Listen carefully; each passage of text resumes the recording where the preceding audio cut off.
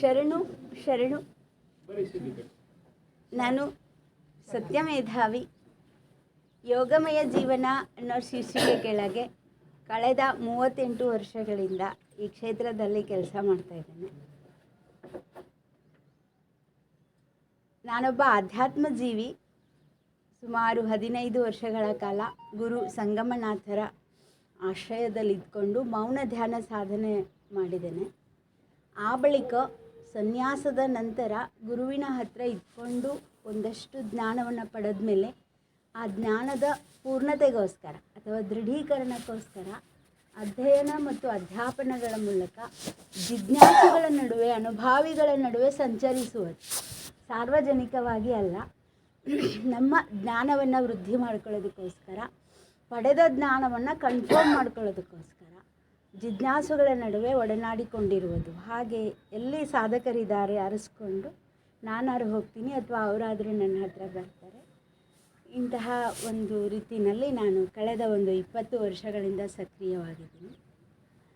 ಅದರಲ್ಲಿ ನಾನು ತೆಗೆದುಕೊಂಡಿರುವಂತಹ ಒಂದು ವಿಷಯ ಅಂತಂದರೆ, ಯಾವುದನ್ನು ಸಿಲಾಬಸ್ ಮೂಲಕ ನಾವು ಮಕ್ಕಳಿಗೆ ಕಲಿಸೋಕ್ಕಾಗ್ತಿಲ್ಲ, ಎಳೆಯ ಹಾಗೂ ಬೆಳವಣಿಗೆಯ ಆಯಸ್ಸೆಲ್ಲವೂ ಇವತ್ತು ಶಿಕ್ಷಣ ಕ್ಷೇತ್ರದಲ್ಲೇ ತೊಡಗಿಸ್ಕೊಂಡಿದೆ. ಮತ್ತು ಅದೇ ಸಮಯದಲ್ಲಿ ನಾವು ಜೀವನದ ಯಾವುದೇ ಜ್ಞಾನವನ್ನು ಅವರಲ್ಲಿ ಬೀಜಾರೋಪಣೆ ಮಾಡಬೇಕಾದ ಸಮಯ. ಬೆಳವಣಿಗೆ ಆಯಸ್ಸು ಮುಗಿದ ಮೇಲೆ ನಾವು ಏನಾದ್ರು ಮಾಡ್ತೀವಿ ಅಂದರೆ ಅದು ತಗೊಳ್ಳಲ್ಲ, ಗ್ರಹಿಕೆ ಇರಲ್ಲ. ಹೇಗೆ ಮಳೆಗಾಲದಲ್ಲೇ ಬಿತ್ತಬೇಕು, ಹಾಗೆ ಎಳೆಯ ವಯಸ್ಸಿನಲ್ಲೇ ಅಥವಾ ಬೆಳವಣಿಗೆಯ ಒಂದು ವಯಸ್ಸಿನಲ್ಲೇ ನಾವು ಏನಾದರೂ ಹೇಳಬೇಕು, ಕೇಳಬೇಕು. ಆಮೇಲೆ ಸುಮ್ಮನೆ ಉಪಚಾರಕ್ಕೆ, ಅಂದರೆ ನಮ್ಮ ಕಷ್ಟಕ್ಕೆ ನಾವು ಯೋಗ ಮಾಡ್ಬೋದು ಅಲ್ವಾ? ಹಾಗೆ ಆದರೆ ಒಂದು ಜ್ಞಾನ ಪೂರ್ಣತೆಗೋಸ್ಕರ, ಒಂದು ಸಾರ್ಥಕತೆಗೋಸ್ಕರ ನಾವೇನಾದ್ರು ಮಾಡಬೇಕಾಗಿತ್ತು ಅಂದರೆ ಅದು ಎಳೆಯ ವಯಸ್ಸಿನಲ್ಲೇ ಆಗಬೇಕು ಮತ್ತು ಬೆಳೆಯೋ ವಯಸ್ಸಿನಲ್ಲೇ ಅದು ಪೂರೈಸಲ್ಪಡಬೇಕು ಅಂತ. ಆದರೆ ಈ ವಯಸ್ಸೆಲ್ಲ ಇವತ್ತು ಶಿಕ್ಷಣ ಕ್ಷೇತ್ರದಲ್ಲಿ ತೊಡಗಿಸ್ಕೊಂಡಿದೆ. ಶಿಕ್ಷಣದಿಂದಲೇ ನಮಗೆ ಇದೆಲ್ಲ ಸಿಕ್ಕಬೇಕು, ಆದರೆ ಸಿಗ್ತಾ ಇದೆಯಾ ಅನ್ನೋ ಒಂದು ಪ್ರಶ್ನೆಗೆ ನಾನೇ ಉತ್ತರ ಆಗಬೇಕು ಅಂದ್ಕೊಂಡು ನನ್ನ ಸಂಚಾರಕ್ಕೆ ಆ ಒಂದು ವಿಷಯವನ್ನು ಮುಂದಿಟ್ಕೊಂಡು ಏನೇನು ಅಬ್ಸೆಂಟ್ ಇದೆ, ನಮ್ಮ ಶಿಕ್ಷಣದಲ್ಲಿ ಏನೇನು ಕೊರತೆ ಇದೆ ಅದನ್ನು ತುಂಬಿಕೊಡಲ್ಲ. ಹಾಗಂತ ನನ್ನ ಹಾಗೆ 12 ವರ್ಷ ತಪಸ್ಸು ಮಾಡೋಕ್ಕಾಗತ್ತಾ ಎಲ್ಲರಿಗೂ? ಅದು ಬಯಸತ್ತೆ, ತಪಸ್ಸನ್ನು ಬಯಸತ್ತೆ. ಯಾವುದೇ ಜ್ಞಾನ ಆಗಲಿ ಅಷ್ಟು ಸುಲಭವಾಗಿ ನಮಗೆ ದಕ್ಕೋದಿಲ್ಲ. ಆದರೂ ಕೂಡ ಒಂದು ಕರುಣೆಯಿಂದ ಅಲ್ಪ ಸಮಯದಲ್ಲಿ ಗಡಿಬಿಡಿಯ ಒಂದು ದಿನಚರಿಯ ನಡುವೆಯೂ ಕೂಡ ಏನಾದರೂ ಮಹತ್ತನ್ನು ನಾವು ನೀಡ್ಬೋದಾ, ತಗೊಳ್ಬೋದಾ? ಹಸಿವೆ ಇದ್ದವರಾದರೂ ಅದನ್ನು ಸ್ವೀಕಾರ ಮಾಡ್ತಾರೆ.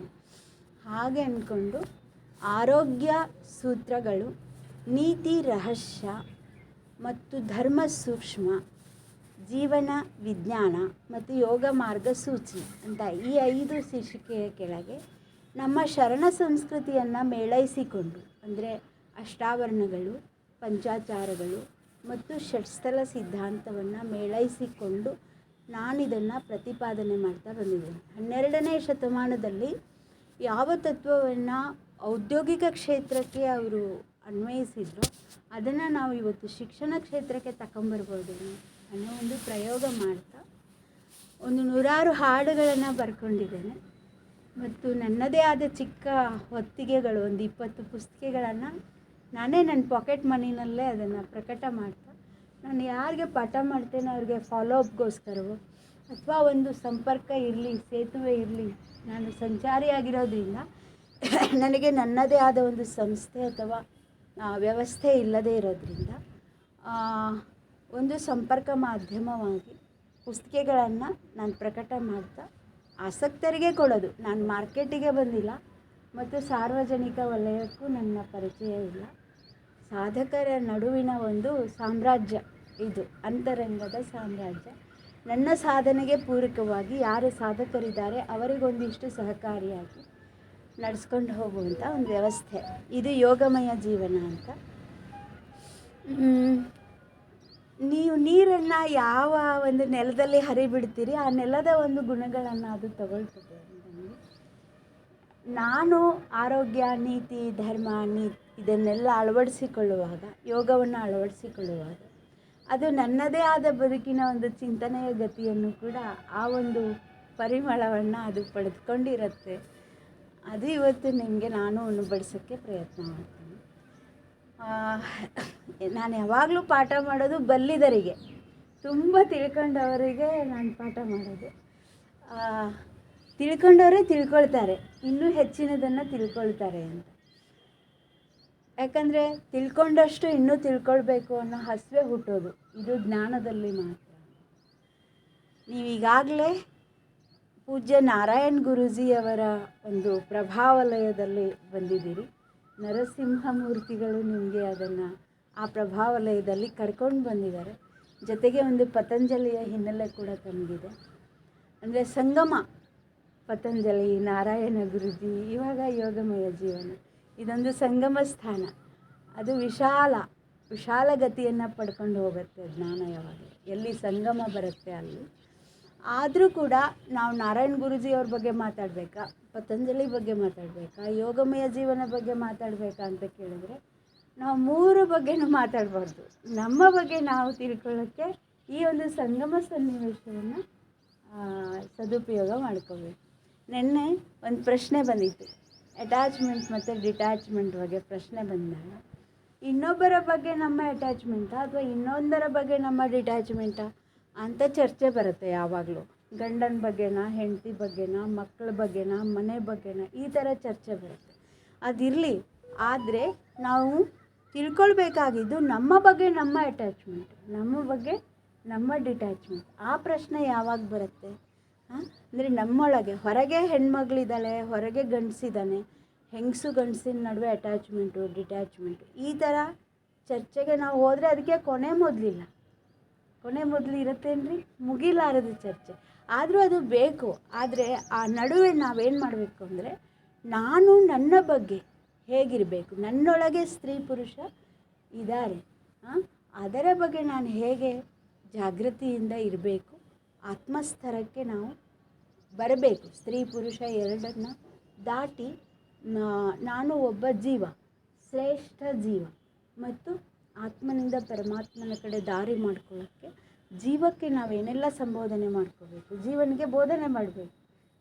ಅಟ್ಯಾಚ್ಮೆಂಟ್ನಿಂದ ಸ್ತ್ರೀ ಗುಣಗಳು ವರ್ತನೆ ಮಾಡ್ತವೆ, ಡಿಟ್ಯಾಚ್ಮೆಂಟ್ನಿಂದ ಪುರುಷ ಗುಣಗಳು ವರ್ತನೆ ಮಾಡ್ತವೆ. ನಮ್ಮೊಳಗೆ ಇರ್ತವೆ. ಒಮ್ಮೆ ಪುರುಷ ಲಕ್ಷಣಗಳು, ಒಮ್ಮೆ ಸ್ತ್ರೀ ಲಕ್ಷಣಗಳು ಡಾಮಿನೇಟ್ ಮಾಡ್ತಿರ್ತವೆ. ಅಂಥ ಸಮಯದಲ್ಲಿ ಡಿಟ್ಯಾಚ್ಮೆಂಟ್ನಿಂದ ಪುರುಷ ಲಕ್ಷಣಗಳು ನಮ್ಮಲ್ಲಿ ಕಾಣಿಸ್ಕೊಂಡಾಗ ಅದನ್ನು ನಾವು ಆತ್ಮಕ್ಕೆ ಹೇಗೆ ಮುಖ ಮಾಡಿಸಬೇಕು, ಅಟ್ಯಾಚ್ಮೆಂಟಿಂದ ಸ್ತ್ರೀ ಗುಣಗಳು ವರ್ತನೆ ಮಾಡುವಾಗ ಅದನ್ನು ಕೂಡ ನಾವು ಹೇಗೆ ಆತ್ಮನಿಗೆ ಅಭಿಮುಖ ಮಾಡಿಕೊಳ್ಬೇಕು ಅಂತ ಜೀವನಿಗೆ ಬೋಧನೆ ಮಾಡಬೇಕು. ಸ್ತ್ರೀಗೆ ಬೋಧನೆ ಇಲ್ಲ, ಪುರುಷನಿಗೂ ಬೋಧನೆ ಇಲ್ಲ, ಹೌದಾ? ಹಾಗೇನಾದರೂ ಬೋಧನೆ ಮಾಡಿದರೆ ಅದು ಸುಮ್ಮನೆ ಒಂದು ಸಾಮಾಜಿಕ ವ್ಯವಸ್ಥೆ ಅಂತ ತಿಳ್ಕೊಬೇಕು. ಬಿಟ್ಟರೆ ಅಲ್ಲಿ ಆತ್ಮನ ಒಂದು ಸ್ಪರ್ಶ ಆಗಲಿ ಅಥವಾ ತತ್ವ ಚಿಂತನೆ ಆಗಲಿ ಇರೋದಿಲ್ಲ. ಒಂದು ಸುಮ್ಮನೆ ಕಟ್ಟುಪಾಡು, ಒಂದು ಕಟ್ಟಳೆ ಅಂತ ತಿಳ್ಕೊಬೇಕು. ಬಿಟ್ಟರೆ ಅಲ್ಲಿ ತತ್ವಚಿಂತನೆ ಆಗಲಿ ಆತ್ಮಸ್ಪರ್ಶವಾಗಲಿ ಇರುವುದಿಲ್ಲ. ಎಲ್ಲಿ ಸ್ತ್ರೀ ಮತ್ತು ಪುರುಷರಿಬ್ಬರಿಗೂ ಸಮಾನ ನೆಲೆಯನ್ನು ಕಂಡುಕೊಂಡು ಜೀವನಿಗೆ ಬೋಧನೆ ಮಾಡಲಾಗುತ್ತದೆಯೋ, ಜೀವವು ಆತ್ಮಾಭಿಮುಖಿಯಾಗುವುದಕ್ಕೆ ಏನೆಲ್ಲ ಸಾಧನೆಯನ್ನು ಹೇಳಲಾಗುತ್ತದೆಯೋ ಅದನ್ನು ಯೋಗ ಅಂತ ಹೇಳ್ಬೋದು. ಅಲ್ಲಿ ಆರೋಗ್ಯ ಇದೆ ಅಂತ ಹೇಳ್ಬೋದು, ಅಲ್ಲಿ ನೀತಿ ಶಿಕ್ಷಣ ಇದೆ ಅಂತ ಹೇಳ್ಬೋದು, ಅಲ್ಲಿ ಜೀವನ ವಿಜ್ಞಾನ ಇದೆ ಅಂತ ಹೇಳ್ಬೋದು, ಅಲ್ಲಿ ಧರ್ಮ ಇದೆ ಅಂತ ಹೇಳ್ಬೋದು. ಹಾಗಾದರೆ ನಾವೀಗ ಎಲ್ಲರೂ ಸ್ತ್ರೀ ಪುರುಷರ ಅಥವಾ ಜೀವಿಗಳು ಅನ್ನೋ ಮಟ್ಟಕ್ಕೆ ಇಲ್ಲಿ ನಾವು ಪ್ರವೇಶವನ್ನು ಪಡೆಯಬೇಕು. ಹಾಗಾದರೆ ಯೋಗ ಸಾಧನೆ ಈಗ ಜೀವಕ್ಕೆ ಹೇಳಬೇಕಾ ಅಥವಾ ಸ್ತ್ರೀಯರಿಗೂ ಪುರುಷರಿಗೂ ಅಂತ ಹೇಳಬೇಕು? ನಾವು ಸ್ತ್ರೀಯರಿದ್ದೇವೆ, ಪುರುಷರಿದ್ದೇವೆ, ಆದರೆ ನಾವೆಲ್ಲರೂ ಸಹ ಯಾರ ಬಗ್ಗೆ ಚಿಂತನೆ ಮಾಡಬೇಕು? ಜೀವಕ್ಕೆ ಹೇಳ್ಕೋಬೇಕು. ಈಗ ನಾನು ನಿಮಗೆ ಹೇಳ್ತಾ ಇದ್ದೀನಿ, ಅದೇ ಸಮಯದಲ್ಲಿ ನೀವು ನಿಮಗೆ ಹೇಳಿಕೊಳ್ಳಬೇಕು. ಆವಾಗ ಅದು ಯೋಗ ಅಂತ ಅನ್ನಿಸ್ಕೊಳ್ತದೆ. ಈಗ ಗುರುಗಳಿರ್ತಾರೆ, ನಿಮ್ಮ ಎದುರುಗಡೆ ಗುರುಗಳಿರ್ತಾರೆ, ಅವರನ್ನು ನೀವು ನೋಡ್ತೀರಿ, ಆದರೆ ಮಾರ್ಗಕ್ರಮಣ ಮಾಡೋದು ಮಾತ್ರ ನಿಮ್ಮ ಕಡೆಗೆ ನೀವು ನೋಡಿಕೊಂಡು. ಹೌದು, ನಿಮ್ಮ ಶಕ್ತಿ ಸಾಮರ್ಥ್ಯ ಹೇಗಿದೆ, ಅಕ್ಕಪಕ್ಕದವರ ಅನುಕರಣೆ ಮಾಡಿ ಯೋಗ ಮಾಡುವುದಲ್ಲ. ಗುರುಗಳು ಮಾಡ್ತಾರೆ ಅಂತ ಅವರಷ್ಟು ಸಮರ್ಥನೀಯವಾಗಿ ನಾನು ಮಾಡಬೇಕು ಅಂತ ಸ್ಪರ್ಧೆ ಮಾಡೋದು ಅಲ್ಲ. ನನ್ನ ಉಸಿರಿನ ಶಕ್ತಿ ಎಷ್ಟಿದೆ, ನನ್ನ ಅವಯವಗಳು ಎಷ್ಟು ಸಕ್ಷಮವಾಗಿವೆ, ನನ್ನ ಆಯಸ್ಸು ನನಗೆ ಎಷ್ಟು ಅನುಕೂಲಕರವಾಗಿದೆ, ಅಷ್ಟನ್ನು ಗಮನಿಸ್ಕೊಂಡು ನಾನು ದಾರಿ ಮಾಡಿಕೊಳ್ಬೇಕು. ನನ್ನ ದಾರಿಯನ್ನು ನಾನೇ ಮಾಡಿಕೊಳ್ಳಬೇಕು. ಹೌದಾ? ಇದು ಯೋಗ ಅಭ್ಯಾಸಿಗೆ ಇರಬೇಕಾದಂತಹ ಕೆಲವು ಸೂಚನೆಗಳನ್ನು ಕೊಡ್ತಾ. ಸ್ವಲ್ಪ ಮನಸ್ಸು ಹಸನಾಯ್ತಲ್ವ? ಈಗ ಹೆಂಗೆ ನಾವು ಕಸ ಗುಡಿಸಿ ಸಮತಟ್ಟಾದ ನೆಲದಲ್ಲಿ ಆಸನ ಹಾಕ್ಕೊಂಡು ಕೂತ್ಕೊಂಡು ಮಾಡ್ತೀವಲ್ಲ, ಹಾಗೆ ನಾನು ಏನು ಮಾಡಿದೆ, ಈಗ ಸ್ವಲ್ಪ ಸಮತಟ್ಟು ಮಾಡಿ ಒಂದಿಷ್ಟು ಮನೋಭೂಮಿಕೆಯನ್ನು ಸಿದ್ಧಪಡಿಸಿ ನಾವೀಗ ಸಾಧನೆಗೆ ಶುರು ಮಾಡೋಣ. ಇವತ್ತು ನಾನು ಪಾಠ ಮಾಡೋದು ನಮನಶೀಲತೆ, ಯೋಗ ಸಾಮ್ರಾಜ್ಯದ ಮಹಾದ್ವಾರ. ಇದನ್ನು ಕೇಳಿಸ್ಕೊಂಡಿರ್ಬೋದು ನೀವು. ಅಂದರೆ ಒಂದು ಸಾಮ್ರಾಜ್ಯ, ಯೋಗ ಅನ್ನೋದು ಒಂದು ಅಂತರಂಗದ ಸಾಮ್ರಾಜ್ಯ. ಹೊರಗಡೆ ಇವತ್ತು ರಾಜಕೀಯದಲ್ಲಿ ಚುನಾವಣೆ ಅಂತ ಹತ್ತಿರ ಬಂದಿದೆ. ಇವಾಗ ನಾವು ಯಾರಿಗೆ ಹೆಚ್ಚು ಮತ ಸಿಕ್ಕತ್ತೆ ಅವರಿಗೆ ಆಡಳಿತ, ಅವರಿಗೆ ಸಾಮ್ರಾಜ್ಯ ಸಿಕ್ಬಿಡುತ್ತೆ ಅಂತ ನಾವು ಮಾತಾಡ್ತೀವಿ. ಹೌದಾ? ಹಾಗಾದರೆ ಯೋಗ ಸಾಮ್ರಾಜ್ಯದಲ್ಲಿ ಯಾರಿಗೆ ಆಡಳಿತ ಸಿಗ್ತತೆ, ಯಾರಿಗೆ ಸಿಂಹಾಸನ ಸಿಗ್ತತೆ? ಇದು ಒಂದು ಸಾಮ್ರಾಜ್ಯ. ಅಲ್ಲಿ ಹೆಚ್ಚು ಮತಕ್ಕೆ ಸಿಗತ್ತೆ. ಆದರೆ ಇಲ್ಲಿ ಸತ್ಯ ಒಬ್ಬನೇ ಹೇಳಿದರೂ ಕೂಡ ಅವನಿಗೇನೆ ಸಾಮ್ರಾಜ್ಯ ಅಥವಾ ಸಿಂಹಾಸನ ಸಿಕ್ಕುತ್ತದೆ. ಯೋಗ ಸಾಮ್ರಾಜ್ಯಕ್ಕೂ ಮತ್ತು ಹೊರಗಿನ ರಾಜ ವ್ಯವಸ್ಥೆಗೂ ಇರುವಂತಹ ವ್ಯತ್ಯಾಸ. ಅಲ್ಲಿ ಬಲಪ್ರಯೋಗ, ಬಲಿಷ್ಠನಾದವನಿಗೆ ರಾಜ ಅಂತ ಹೇಳಲಾಗ್ತದೆ. ಇಲ್ಲಿ ಹಾಗಿಲ್ಲ. ಸೂಕ್ಷ್ಮತೆಯನ್ನು ಪಡೆದವನಿಗೆ ಇಲ್ಲಿ ರಾಜ್ಯ ಸಿಕ್ಕುತ್ತದೆ. ಅದು ಸ್ಥೂಲದಲ್ಲಿ ಬಲಿಷ್ಠತೆ, ಇಲ್ಲಿ ಸೂಕ್ಷ್ಮದಲ್ಲಿ. ಇದಿಷ್ಟು ವ್ಯತ್ಯಾಸಗಳು ನಮಗೆ ಗೊತ್ತಿರಬೇಕು. ಮತ್ತು ವ್ಯಾಯಾಮ ಮತ್ತು ಯೋಗದ ನಡುವೆ ಏನು ವ್ಯತ್ಯಾಸ? ವ್ಯಾಯಾಮದಲ್ಲಿ ದೈಹಿಕವಾದ ಚಟುವಟಿಕೆಗಳು ಮುಖ್ಯವಾಗಿರ್ತವೆ. ಯೋಗದಲ್ಲಿ ದೈಹಿಕ ಚಲನವಲನಗಳು ಗೌಣ ಆಗ್ತವೆ. ಇಲ್ಲಿ ಮುಖ್ಯ ಅಂದರೆ ಪ್ರಾಣ ಮತ್ತು ಮನಸ್ಸಿನ ಸಂಬಂಧ ಮೇಳೈಸಿಕೊಂಡು ಹೋಗೋದಕ್ಕೆ ದೈಹಿಕ ಚಲನೆಗಳು ಬರೀ ಇಂಡಿಕೇಟ್ರ್ ಆಗಿರ್ತವೆ. ಹೌದಾ? ಇಂಡಿಕೇಟ್ರ್ ಅಂದರೆ ಸೂಚನೆ ಕೊಡುವಂತಹ ಕೆಲವು ಸಾಂಕೇತಿಕವಾದ ಒಂದು ಅಸ್ತಿತ್ವ ದೈಹಿಕ ಚಲನೆಗೆ ಇರ್ತದೆ. ಆದರೆ ವಾಸ್ತವವಾದ ಚಲನೆ ಸಿಕ್ಕೋದು ಪ್ರಾಣಕ್ಕೆ ಮತ್ತು ಮನಸ್ಸನ್ನು ಸ್ಥಿರಗೊಳಿಸೋದೇ ಮುಖ್ಯವಾಗಿರುತ್ತೆ. ಮನಸ್ಸು ಪ್ರಾಣ ದೇಹದ ಚಲನೆಯ ಜೊತೆಗೆ ಮೇಳೈಸಿಕೊಂಡಿರುವಾಗ ಅದು ಯೋಗ ಅಂತ ಅನ್ನಿಸ್ಕೊಳ್ತದೆ. ಅದಕ್ಕೆ ನಾವು ಎಲ್ಲಿ ಚಲನೆ ಕೊಡ್ತಾ ಇದ್ದೀವೋ ಅಲ್ಲಿ ದೃಷ್ಟಿ ಕೊಡಬೇಕು. ನಾವು ಎಲ್ಲಿ ದೃಷ್ಟಿ ಇಡ್ತೀವೋ ಅಲ್ಲಿ ಪರಿವರ್ತನೆ ಶುರು ಆಗ್ತದೆ. ಎಲ್ಲಿ ದೃಷ್ಟಿ ಕೊಡ್ತೀವೋ ಅಲ್ಲಿ ವಿಶ್ವಶಕ್ತಿ ಹರಿದು ಬರೋದಕ್ಕೆ ಪ್ರಾರಂಭಿಸುತ್ತದೆ. ಇದು ಬಹಳ ಮುಖ್ಯ. ಸ್ಥೂಲದಲ್ಲಿ ನಾವು ಶಿವಯೋಗದಲ್ಲಿ ಏನು ಹೇಳ್ತೀವಿ ಅಂದರೆ ಆಲಿಯ ನಿಲುಗಡೆ ಅಂತ. ಕಣ್ಣಿನ ದೃಷ್ಟಿ ಏನು ಆಲಿ ಅಂದರೆ ಕಣ್ರೆಪ್ಪೆ, ಇದು ಮಿಟ್ಕಿಸ್ತಾ ಇರುತ್ತೆ ಯಾವಾಗಲಲ್ವ. ಶಿವಯೋಗದಲ್ಲಿ ಇಷ್ಟಲಿಂಗದಲ್ಲಿ ನಾವು ಆಲಿಯನ್ನು ನಿಲ್ಲಿಸುತ್ತೇವೆ. ಅದಕ್ಕೆ ದೃಷ್ಟಿಯೋಗ ಅಂತ ಕರಿತೀವಿ. ಅಂದರೆ ಈ ಎಲ್ಲ ಅವಯವಗಳು ಸಮತೋಲನಕ್ಕೆ ಬರ್ತಾವೆ. ನಿಮಗೆ ಗಮನ ಇರ್ಬೋದು, ನಾವಿವಾಗ ವೃಕ್ಷಾಸನ ಮಾಡುವಾಗ, ಗರುಡಾಸನ ಮಾಡುವಾಗ ಒಂದು ಕಡೆ ದೃಷ್ಟಿ ಇಟ್ಟರೆ ಬ್ಯಾಲೆನ್ಸ್ ಇರುತ್ತೆ. ಹೌದು, ಎಲ್ಲ ಒಂದು ಪಾಯಿಂಟ್ ಕಡೆ ನೋಡಿ ಅಂತ ಹೇಳ್ತೀವಿ. ನೀವು ಆಚೆ ಈಚೆ ನೋಡ್ತಾ ಇದ್ದರೆ ವೃಕ್ಷಾಸನದಲ್ಲಿ ನಿಲ್ಲಕ್ಕಾಗಲ್ಲ, ಬ್ಯಾಲೆನ್ಸ್ ಆಚೆ ಈಚೆ ಆಗ್ತದೆ. ಹಾಗೆ ದೃಷ್ಟಿ ಕೆಲಸ ಮಾಡುತ್ತಾ? ಗೊತ್ತಾಯ್ತಲ್ವಾ? ಹಾಗೆ ಹಾಗೆ ಹಾಗೆ ಇಲ್ಲಿ ದೃಷ್ಟಿ ನಿಲುಗಡೆ ಅನ್ನೋದು ನೀವು ಎಲ್ಲಿಡ್ತೀರಿ ಅದು ಮುಖ್ಯ ಅಲ್ಲ, ಇಲ್ಲಿ ನಿಲ್ಲಬೇಕಿದು. ನಿಮ್ಮ ಆಲಿಯ ನಿಲುಗಡೆ ಅದು ಬಹಳ ಮುಖ್ಯ. ಅದಕ್ಕೆ ತುಂಬ ವ್ಯಾಪಕವಾದ ಅರ್ಥ ಇದೆ. ನಾನು 2-3 ದಿನಗಳಲ್ಲಿ ಅದನ್ನು ಹೇಳ್ತಾ ಹೋಗ್ತೀನಿ. ಆದರೆ ಈಗ ಗೊತ್ತಿರಲಿ, ನಾನು ಎಲ್ಲಿ ದೃಷ್ಟಿಯನ್ನು ನಿಲ್ಲಿಸುತ್ತೇನೆ, ನಿಲ್ಲಿಸುವುದು, ದೃಷ್ಟಿಯನ್ನು ನಿಲ್ಲಿಸುವುದು. ಹೌದಾ? ನಾನು ಪಾದಗಳ ಮೇಲೆ ಇಡ್ಬೋದು, ಅಥವಾ ಮೊಣಕಾಲುಗಳ ಮೇಲೆ ಇಡಬಹುದು, ಸೊಂಟದ ಮೇಲೆ ಇಡಬಹುದು, ಕತ್ತು ಚಲನೆಯ ಮೇಲೆ ಎಲ್ಲಿ ಇಡ್ತೇನೆ ಅನ್ನೋದು ಮುಖ್ಯ ಅಲ್ಲ, ದೃಷ್ಟಿ ಅಲ್ಲಿ ನಿಲ್ಲುತ್ತದೆ. ಹೌದಾ? ದೃಷ್ಟಿ ನಿಲ್ಲುತ್ತದೆ, ಅದು ಭಾಳ ಮುಖ್ಯ. ನಾವು ಯಾವುದೇ ಚಲನೆ ಮಾಡುವಾಗ ಆ ಚಲನೆಯ ಕೇಂದ್ರದಲ್ಲಿ ನಮ್ಮ ದೃಷ್ಟಿಯನ್ನು ನಿಲ್ಲಿಸಬೇಕು. ಅಲ್ಲಿ ನಾನು ವಿಶ್ವಶಕ್ತಿಯನ್ನು ಹರಿಬಿಡುತ್ತೇನೆ. ಇದು ಸ್ಥೂಲದಲ್ಲಿ, ಸ್ಥೂಲ ಹಿಡಿತಕ್ಕೆ ತಕ್ಕೊಂಬರುತ್ತೆ. ಸ್ಥೂಲ ನಮ್ಮ ಅವಯವಗಳನ್ನು ಹಿಡಿತಕ್ಕೆ ತಕ್ಕೊಂಬರುತ್ತೆ. ಆಮೇಲೆ ಗಮನ ಅಂದರೆ ಉಸಿರಾಟದ ಕಡೆಗೆ ಗಮನ ಕೊಡಬೇಕು. ಒಂದು ಕಡೆ ದೃಷ್ಟಿ ಇಟ್ಟು ಎಲ್ಲಿ ಚಲನೆ ಮಾಡ್ತಾ ಇದ್ದೀನೋ ಅಲ್ಲಿ ದೃಷ್ಟಿ ಕೊಟ್ಟು ಆಮೇಲೆ ಉಸಿರಾಟದ ಕಡೆಗೆ ಗಮನ ಕೊಡುವಾಗ ನಾನು ಏನು ಮಾಡ್ತೇನೆ, ಅಲ್ಲೇನಾಗುತ್ತೆ ಅಂತಂದರೆ ಈಗ ಬಟನ್ ಆನ್ ಮಾಡಿದಾಗ ಕರೆಂಟ್ ಅಲ್ಲಿ ಬಂದಂಗೆ. ಹೌದು, ಬೇಕು ಆನ್ ಆಫ್ ಕರೆಂಟ್ ಬೇಕು. ಯಾಕೆ ಆನ್ ಆಫ್ ಇಲ್ಲಾಂದರೆ ನೀವು ಎಲ್ಲಾದರೂ ಹಿಡಿದ್ರೆ ಏನಾಗುತ್ತೆ, ವಯರ್ನ ಶಾಕ್ ಆಗುತ್ತೆ. ಅದನ್ನು ಆನ್ ಮಾಡೋಕ್ಕೆ ಆಫ್ ಮಾಡೋಕ್ಕೆ ಒಂದು ಬಟನ್ ಬೇಕಂತ. ಹಾಗೆ ದೃಷ್ಟಿ ಆನ್ ಆಫ್ಗೆ ನಾನು ಆನ್ ಮಾಡಿದ್ದೀನ ಆಫ್ ಮಾಡಿ, ದೃಷ್ಟಿ ಇಲ್ಲ ಅಂದರೆ ಅದು ಆಫ್. ನೀವು ಏನೇ ಮಾಡಿ, ಎಷ್ಟು ಕೆಲಸ ಮಾಡಿ, ಅದು ಸುಮ್ಮನೆ ವ್ಯಾಯಾಮ ಆಗುತ್ತೆ, ಕಸರತ್ತಾಗುತ್ತೆ. ಆದರೆ ದೃಷ್ಟಿ ಕೊಟ್ಟ ತಕ್ಷಣ ಅದೇನಾಗುತ್ತೆ, ಬಟನ್ ಆನ್ ಮಾಡಿ. ಆನ್ ಮಾಡಿದಾಗ ಅಲ್ಲಿ ಕರೆಂಟ್ ಹರಿಬೇಕಾ? ಉಸಿರಾಟದ ಕಡೆ ಗಮನ ಇದ್ದರೆ ಮಾತ್ರ ಕರೆಂಟ್ ಹರಿಬೇಕು, ಇಲ್ಲಾಂದರೆ ಕರೆಂಟ್ ಹರಿಯಲ್ಲ. ಹೌದು, ದೃಷ್ಟಿ ದಾರಿ ಮಾಡಿಕೊಡುತ್ತದೆ, ಗಮನ ಅದನ್ನು ತಲುಪಿಸುತ್ತದೆ. ಇದು ಎರಡನೇದು, ಪ್ರಾಣಕ್ಕೆ ಸಂಬಂಧಿಸಿದ. ಇನ್ನು ಮೂರನೆಯದು ಮನಸ್ಸಿನ ಚಿಂತನೆ. ಚಲನೆಯಲ್ಲಿ ದೃಷ್ಟಿ, ಉಸಿರಾಟದಲ್ಲಿ ಗಮನ, ಮನಸ್ಸಿನಲ್ಲಿ ಚಿಂತನೆ.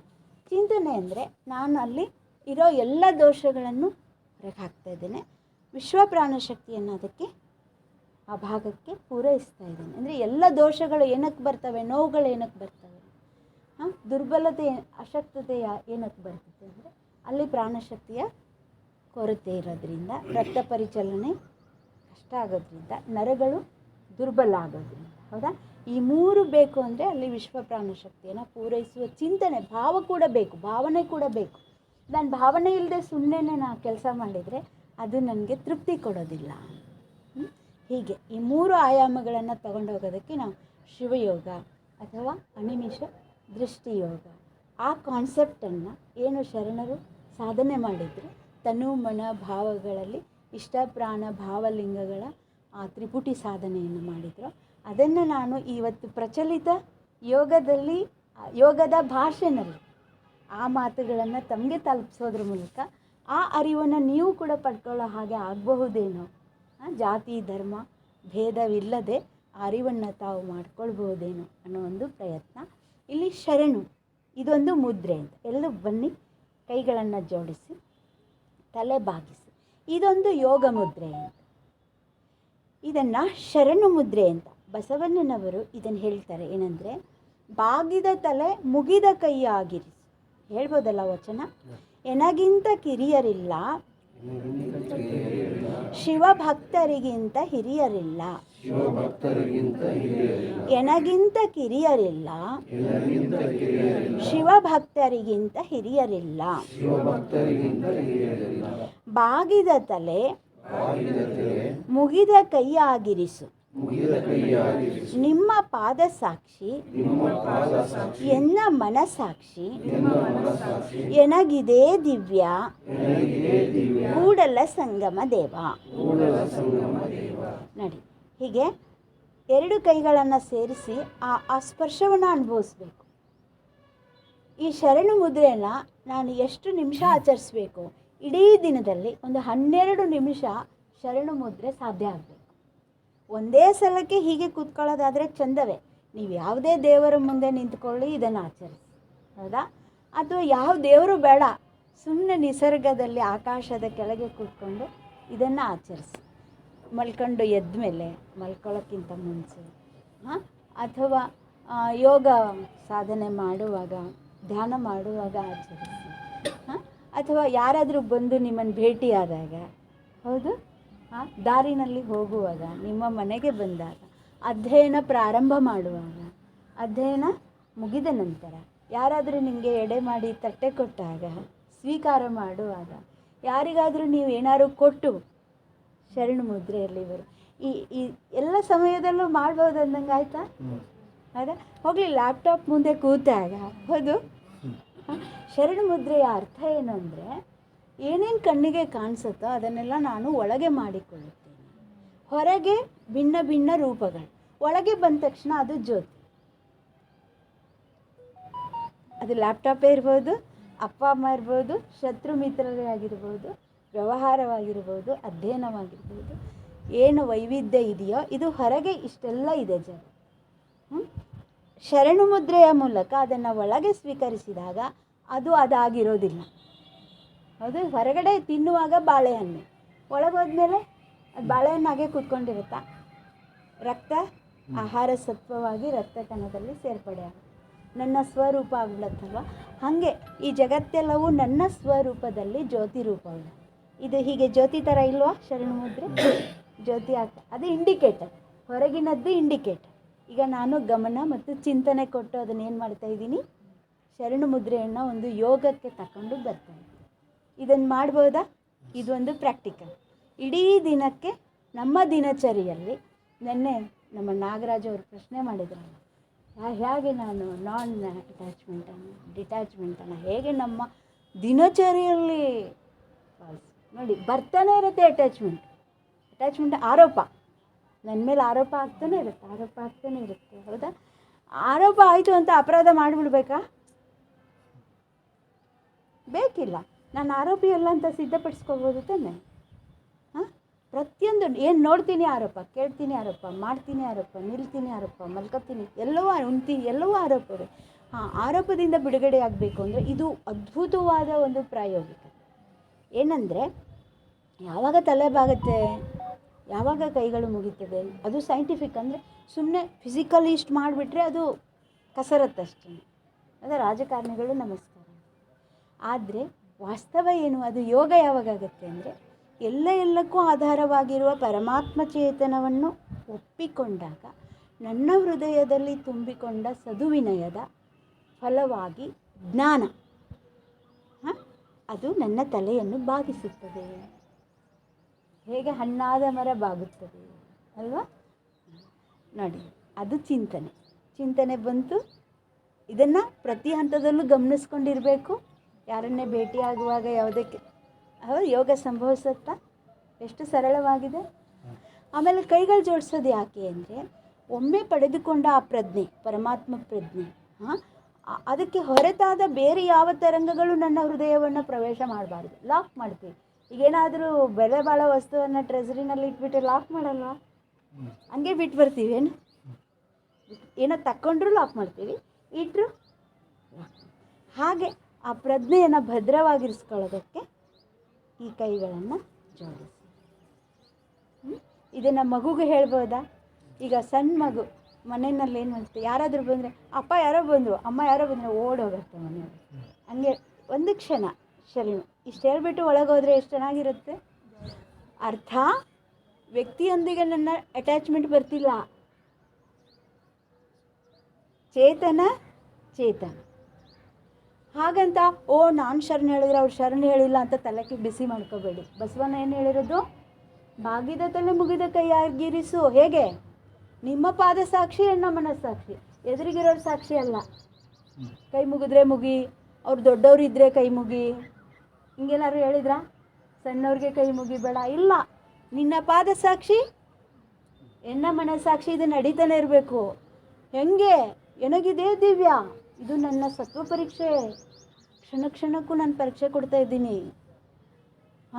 ನಿರಂತರವಾಗಿ ನನ್ನ ಆತ್ಮಸತ್ವವನ್ನು ಪ್ರಕಟಗೊಳಿಸ್ಕೊಳ್ಳೋದಕ್ಕೆ ನನ್ನ ಬದುಕನ್ನು ಸಾಧನೆ ಮಾಡ್ಕೊಂಡಿದ್ದೀನಿ. ಅದಕ್ಕೋಸ್ಕರ ಹೀಗೆ ಇರಿಸು, ನನ್ನನ್ನು ಯಾವಾಗಲೂ ಇರಿಸು. ಅದಕ್ಕೆ ನಮ್ಮ ಬ್ರೈನ್ನಲ್ಲಿ ಅದು ಪ್ರೋಗ್ರಾಮ್ ಆಗಬೇಕು. ಯಾವಾಗಲೂ ಇರಿಸುವಂತಹ ಒಂದು ಸ್ಥಿತಿ ಬರಬೇಕಲ್ಲ, ನಮಗೆ ಶರಣು ಸ್ಥಿತಿ ಬರಬೇಕಲ್ಲ. ಆ ಶರಣ ಸ್ಥಿತಿಗೆ ನಾವು ಬರಬೇಕಲ್ಲ. ಅದಕ್ಕೆ ಒಂದು 12 ನಿಮಿಷ ನಾವು ದಿನವಹಿ ಅದನ್ನು ತಾಲೀಮ್ ಮಾಡಿದರೆ ಕುಸ್ತಿ ರಂಗದಲ್ಲಿ ನಾವು ಯಶಸ್ವಿ ಆಗ್ತೇವೆ ಅಂತ. ಅಷ್ಟು ಮಾಡ್ಬೋದು ಅಂತ ಈ ಮುದ್ರೆಯ ಇನ್ನೊಂದು ಸತಿ ಆ ಮುದ್ರೆಗೆ ಬನ್ನಿ, ಅನುಭವಿಸಿ. 2 ಕೈಗಳ ನಡುವಿನ ಸ್ಪರ್ಶವನ್ನು, ಮೃದುವಾದ ಸ್ಪರ್ಶವನ್ನು ಅನುಭವಿಸಿ.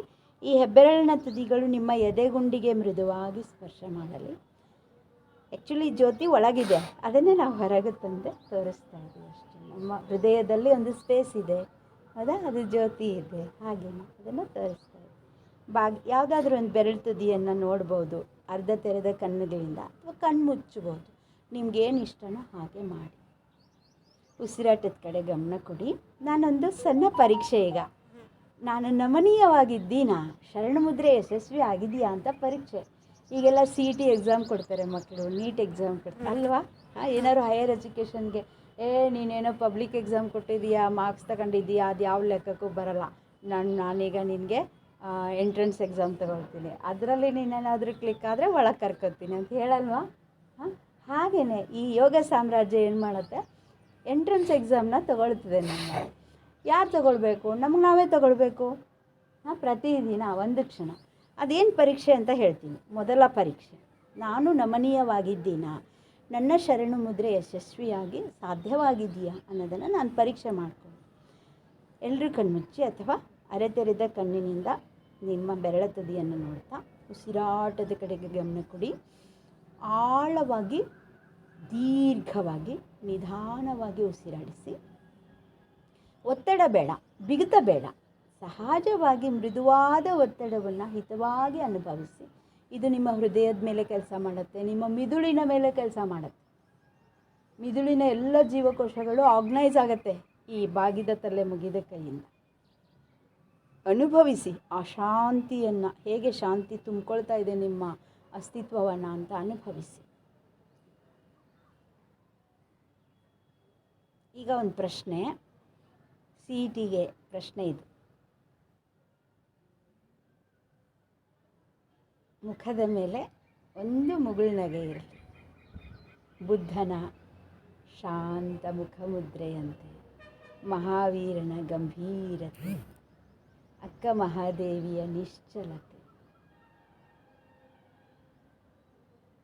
ಆ ಭಾವವನ್ನು ಭಾವಿಸಿಕೊಳ್ಳಿ. ಎಲ್ಲೂ ಬಿಗಿತ ಬೇಡ, ಗಡಸುತನ ಬೇಡ. ಇಲ್ಲಿ ಇನ್ನೊಬ್ಬರು ಯಾರೂ ಇಲ್ಲ. ಇಷ್ಟು ಜನ ಯೋಗಾಭ್ಯಾಸ ಮಾಡ್ತಾಯಿದ್ರು, ನಾನೊಬ್ಬನೇ ಇದ್ದೀನಿ ಅಂತ ಅನ್ಕೋಬೇಕು. ಆಗ ನೀವು ಯೋಗದಲ್ಲಿ ಯಶಸ್ವಿಯಾಗಿ ಪ್ರವೇಶ ಪಡಿತೀರಿ ಅಂತ. ಹಾಗೆ ಅನ್ನಿಸ್ತಾ ಇದೆಯಾ? ಅಥವಾ ಅಕ್ಕಪಕ್ಕ ಯಾರಾದರೂ ಇದ್ದಾರೆ ಅಂತ ಅನ್ನಿಸ್ತಿದೆಯಾ ಅಂತ ನಿಮಗೆ ನೀವೇ ಪರೀಕ್ಷೆ ಮಾಡ್ಕೋಬೇಕು. ನೀವು ಪರೀಕ್ಷೆ ಕೂತ್ಕೊಳ್ಳೋಕ್ಕೆ ಅರ್ಹತೆ ಅಂತ. ಆಮೇಲೆ ಈಗ ಪರೀಕ್ಷೆ ಏನು? ಪರೀಕ್ಷೆ ಕೂತ್ಕೊಳ್ಳೋ ಅರ್ಹತೆ ಏನು? ಎಲ್ಲರ ನಡುವೆಯೂ ನಾನು ಒಬ್ಬನೇ. ಆ ಒತ್ತಡ, ಒಂಟಿತನದ ಒತ್ತಡದ ಕೆಳಗೆ ತಂದುಕೊಂಡು ಮಾಡಿದರೆ ನಾನು ಯೋಗ ಪರೀಕ್ಷೆಗೆ ಅರ್ಹತೆ ಪಡೆದೆ. ಈಗ ಪರೀಕ್ಷೆ ಏನು ಅಂತಂದರೆ, ಒಂದು ಪ್ರಶ್ನೆ ಕೇಳ್ತೇನೆ. ದೀರ್ಘವಾಗಿ ನಿಧಾನವಾಗಿ ಉಸಿರಾಡಿಸುವಾಗ, ಉಸಿರು ತೆಗೆದುಕೊಂಡಾಗ ನಿಮ್ಮ ಹೊಟ್ಟೆಯ ಸ್ನಾಯುಗಳು ಒಳಮುಖವಾಗಿ ಚಲಿಸ್ತಾವ ಅಥವಾ ಹೊರಮುಖವಾಗಿ ಚಲಿಸ್ತಾ ಇದ್ದಾವ? ಇದು ಪ್ರಶ್ನೆ.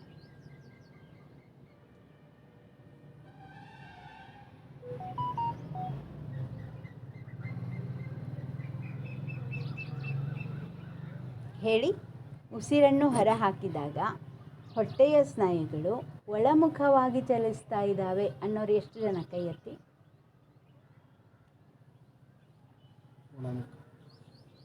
ಸರಿ. ಇದಕ್ಕೆ ವಿರುದ್ಧವಾಗಿ ಚಲಿಸ್ತಾ ಇದೆ ಅನ್ನೋರು ಎಷ್ಟು ಜನ? ಕೈ ಎತ್ತಿ. ಅದಕ್ಕೂ ಒಂದಿಬ್ರು, ಇದಕ್ಕೂ ಒಂದಿಬ್ರು. ಮಿಕ್ಕವ್ರು ಯಾರು ಕೈಯನ್ನೇ ಎತ್ತಿಲ್ಲ. ಅದರರ್ಥ ಚಲಿಸ್ತಾನೇ ಇಲ್ಲ ಅಂತ. ಹೊಟ್ಟೆಯ ಸ್ನಾಯುಗಳ ಚಲನೆಯೇ ಆಗುತ್ತಿಲ್ಲ. ಅದು ಒಂದು ಸ್ಥಿತಿ. ನಾವು ದೊಡ್ಡವರಾದಂಗೆಲ್ಲ ಹೊಟ್ಟೆಯಿಂದ ಉಸಿರಾಡಿಸೋದನ್ನು ಮರೆತು ಬಿಡ್ತೀವಿ. ಆ ಚಲನೆ ನಮಗೆ ಗೊತ್ತೇ ಆಗ್ತಿಲ್ಲ. ಚಲನೆ ಆಗ್ತಾ ಇದೆ ಅಂತ ಗೊತ್ತಾಗ್ತಿಲ್ಲ ಅಲ್ವಾ? ನೋಡಿ ಹೇಗಿದೆ ಪರಿಸ್ಥಿತಿ. ಇದು ನಮ್ಮ ಕಷ್ಟ ಏನಿದೆ ಅಂತ ಗೊತ್ತಾಯ್ತಲ್ಲ. ನಾವು ದ್ವಂದ್ವದಲ್ಲಿದ್ದೀವಿ. ಸ್ಪಷ್ಟತೆ ನಮಗೆ ಇಲ್ಲ ಅಂತ. ಮಗು ಇದ್ದಾಗ ತಾಯಿ ಹೊಟ್ಟೆನಿಂದ ತಾನೇ ಉಸಿರಾಡಿಸ್ತಿತ್ತು, ಹೊಕ್ಕಳ ಬಳ್ಳಿಯಿಂದ. ಆಮೇಲೆ ಹುಟ್ಟಿದ ಮೇಲೂ ಕೂಡ ಹೊಟ್ಟೆಯ ಚಲನೆಯೇ ಮುಖ್ಯವಾಗಿ. ಆಮೇಲೆ ಬೆಳೆದಂಗೆಲ್ಲ ಅದು ಎದೆ ಉಸಿರಾಟನ ಕಲ್ಕೊಂಡಂಗೆಲ್ಲ ಹೊಟ್ಟೆ ಉಸಿರಾಟನ ಮರೆತು ಬಿಡುತ್ತೆ. 40 ವರ್ಷಕ್ಕೆಲ್ಲ ಈ ಭಾಗ ರಿಜಿಡ್ ಆಗಿಬಿಡುತ್ತೆ. ಮೂಮೆಂಟೇ ಸ್ಟಾಪ್. ಹೌದಾ? ಗೊತ್ತೇ ಆಗಲ್ಲ, ನಮಗೆ ಅರಿವೇ ಇಲ್ಲ. ಸುಮ್ಮನೆ ರೂಢಿಯಂತೆ ಬದುಕ್ತಿರ್ತೀವಿ. ಅರಿವಿನಿಂದ ಬದುಕಲ್ಲ, ಅರಿವಿನಿಂದ ಉಣ್ಣಲ್ಲ, ಅರಿವಿನಿಂದ ಮಾತಾಡಲ್ಲ, ಅರಿವಿನಿಂದ ಮಲ್ಕೊಳ್ಳಲ್ಲ, ಅರಿವಿನಿಂದ ಬದುಕಲ್ಲ. ಹಾಗೆ ಸುಮ್ಮನೆ ರೂಢಿ. ಏನೋ ಬಂದಿದೆ, ಹೋಗ್ತಾ ಇರಬೇಕು. ಎಲ್ಲರೂ ಹೇಗಿದ್ದಾರೆ ಹಾಗಿದ್ಬಿಡ್ಬೇಕು. ಈ ಮಟ್ಟಕ್ಕೆ ನಾವು ಬಂದುಬಿಡ್ತೀವಿ. ಇಲ್ಲಿ ಈ ಮನಸ್ಥಿತಿನಲ್ಲಿ ನಾವು ಯೋಗ ಮಾಡೋಕ್ಕಾಗಲ್ಲ. ಅರಿವಿನಲ್ಲಿ ಮಾತ್ರ ನಾವು ಯೋಗವನ್ನು ಮಾಡುವುದು ಸಾಧ್ಯ. ಈಗ ಅದಕ್ಕೋಸ್ಕರ ಏನು ಸರಿಯಾದ ಉತ್ತರ ಯಾವುದು ಅಂದರೆ, ಅವರು ಒಬ್ಬರೇ ಹೇಳಿದರೂ ಕೂಡ ಅವರಿಗೆ ಯೋಗ ಸಾಮ್ರಾಜ್ಯದ ಸಿಂಹಾಸನ. ಸತ್ಯವನ್ನು ಸುಳ್ಳನ್ನು ಇಷ್ಟು ಜನ ಹೇಳಿಬಿಟ್ಟಿದ್ದಾರೆ, ನಾನೊಬ್ಬಳೇ ಸತ್ಯವಾಗಿ ಹೇಳ್ತಿದ್ದೀನಿ ಅಥವಾ ಯಾರೋ ಒಬ್ಬರೇ ಹೇಳ್ತಿದ್ದೀರಿ, ನಡೆಯೋದಿಲ್ಲ ಅಂತಿಲ್ಲ. ಯೋಗದಲ್ಲಿ ಹಾಗಿಲ್ಲ. ಸತ್ಯವನ್ನು ಒಬ್ಬರೇ ಹೇಳಿದರು ಅವರಿಗೆ ಸಿಂಹಾಸನ. ಯಾವುದು ಸತ್ಯ? ಉಸಿರನ್ನು ಹೊರಹಾಕುವಾಗ ಹೊಟ್ಟೆಯ ಸ್ನಾಯುಗಳು ಒಳಮುಖವಾಗಿ ಚಲಿಸಬೇಕು. ಇದು ಸರಿಯಾದ ಉತ್ತರ. ಹಾಗಾದರೆ ಇದನ್ನು ನಾವು ತಂದ್ಕೊಳ್ಳೋಣ. ಸ್ವಲ್ಪ ಮನಸ್ಸನ್ನು ಅಲ್ಲಿ ತಗೊಂಬಿಡಿ, ಅದು ಶುರು ಆಗಿಬಿಡುತ್ತೆ. ಈಗ ನೀವು ಮನಸ್ಸಿಲ್ಲದೆ ಮಾಡ್ತಿದ್ರಾ, ನಿಮಗೆ ಗೊತ್ತಿಲ್ದಂಗೆ ಆಗ್ಬಿಟ್ಟಿತ್ತು, ಗೊಂದಲದಲ್ಲಿತ್ತು. ಈಗ ಇದನ್ನೇ ನಾನು ಹೇಳಿದ್ನಲ್ವ ಸರಿಯಾದ ಉತ್ತರವನ್ನು, ಈಗ ಮನಸ್ಸಿನಿಂದ ಮಾಡಿ. ಅದು ನಿಮ್ಮ ಮಾತನ್ನು ಕೇಳುತ್ತೆ ಇಲ್ವೋ ನೋಡೋಣವಾ? ಎಲ್ಲಿ ಶರಣ ಮುದ್ರೆಗೆ ಬನ್ನಿ. ಉಸಿರನ್ನು ಹೊರಹಾಕುವಾಗ ಹೊಟ್ಟೆಯ ಸ್ನಾಯುಗಳು ಒಳಮುಖವಾಗಿ ಚಲಿಸಬೇಕು. ಇದನ್ನು ಪ್ರಯತ್ನ ಮಾಡಬೇಕು. ಉಸಿರು ತಗೊಂಡಾಗ ಪ್ರಯತ್ನ ಇಲ್ಲದೇ ಅದು ಹೊರಗೆ ಬರುತ್ತೆ. ಈಗ ಎಷ್ಟು ಜನರಿಗೆ ಸಾಧ್ಯ ಆಯಿತು? ಕೈ ಎತ್ತಿ ನೋಡಿ ನೋಡಿ. ಸ್ವಲ್ಪ ಕ್ಲೂ ಕೊಟ್ಟರೆ ಒಂದು ಸ್ವಲ್ಪ ಸಂಖ್ಯೆ ಹೆಚ್ಚಾಯ್ತು. ಈಗ ಇಬ್ಬರು ಇದ್ರಿ, ಇವಾಗ ಒಂದು 6 ಜನ ಆಯಿತು ಅಲ್ವಾ? ಸರಿ ಸರಿ. ಇನ್ನೂ ಮತ್ತು ಇಷ್ಟೆಲ್ಲ ಜನ ಇದ್ದೀವಿ ಅಂದರೆ ಪ್ರಯತ್ನ ನಡೀತಾ ಇದೆ, ಇನ್ನೂ ಕಷ್ಟ ಇದೆ ಅಂತಲೇ ಅರ್ಥ. ಹಾಗಾದರೆ ಎಲ್ಲರಿಗೂ ಒಳಿತಾಗಬೇಕು ಅನ್ನೋದಕ್ಕೆ ನಾವು ಯಾರಾದರೂ ಒಬ್ಬರು ಗುರುಗಳು ಬೇಕು ನಮಗೆ. ಯಾರು? ಪ್ರಕೃತಿನೇ ಗುರು. ಪ್ರಕೃತಿಯಲ್ಲಿ ಎಲ್ಲವೂ ನಡೀತಾ ಇದೆ. ಯಾರು ಹೊಟ್ಟೆ ಉಸಿರಾಟ ಚೆನ್ನಾಗಿ ಮಾಡ್ತಾರೆ ಅಂತ ಹುಡ್ಕಾಡ್ಕೊಂಡು ಹೋಗು. ಗುರುಗಳಂದರೆ ಹೇಳೋರು ಗುರುಗಳಲ್ಲ. ನಾನು ಹೇಳ್ತಾ ಇದ್ದೀನಿ ಗುರು ಆಗಕ್ಕೆ ಬರಲ್ಲ, ಹೌದಾ? ಯಾರು ಆಚರಣೆಯಲ್ಲಿ ಇರ್ತಾರೆ ಅವರನ್ನು ಗುರುಗಳು ಅಂತ ಕರೆಯೋರು. ಅವ್ರು ಹೇಳೋಕ್ಕೆ ಹೋಗಲ್ಲ. ಸೂರ್ಯ ಏನಾದರೂ ನಾನು ಬಿಸಿಲು ಕೊಡ್ತಾ ಇದ್ದೀನಿ, ಪ್ರಕಾಶ ಕೊಡ್ತಾ ಇದ್ದೀನಿ, ಬಣ್ಣ್ರಿ ಅಂತ ಹೇಳ್ತಾನ? ಸುಮ್ಮನೆ ಕೊಡ್ತಾ ಇರ್ತಾನೆ. ನಾವು ಬಾಗಿಲು ತೆರೆದ್ರೆ ಪ್ರಕಾಶ ಸಿಕ್ಕತ್ತೆ ಅಲ್ವೇನಪ್ಪ? ಹಾಗೆ ನೀ ಗಾಳಿ ನಾನು ಬೀಸ್ತಾ ಇದ್ದೀನಿ, ಕಿಟಕಿ ತೆಗೀರಿ ಅಂತ ಹೇಳುತ್ತಾ? ಇಲ್ಲ. ನೀವು ಒಳಗಡೆ ಫ್ಯಾನ್ ಹಾಕ್ಕೊಂಡು ಕುತ್ಕೋಬೋದು, ಕಿಟಕಿ ಬಾಗಿಲೆಲ್ಲ ಹಾಕ್ಕೊಂಡು ಫ್ಯಾನ್ ಹಾಕ್ಕೊಂಡು ಇಡೀ ದಿನ ಕುತ್ಕೋಬೋದು, ಹೌದಾ? ಅದಕ್ಕೆ ಯಾರು ಏನು ಮಾಡೋಕ್ಕಾಗಲ್ಲ. ಅದು ಇರುತ್ತೆ. ಆ ಕಡೆ ನೋಡಬೇಕು.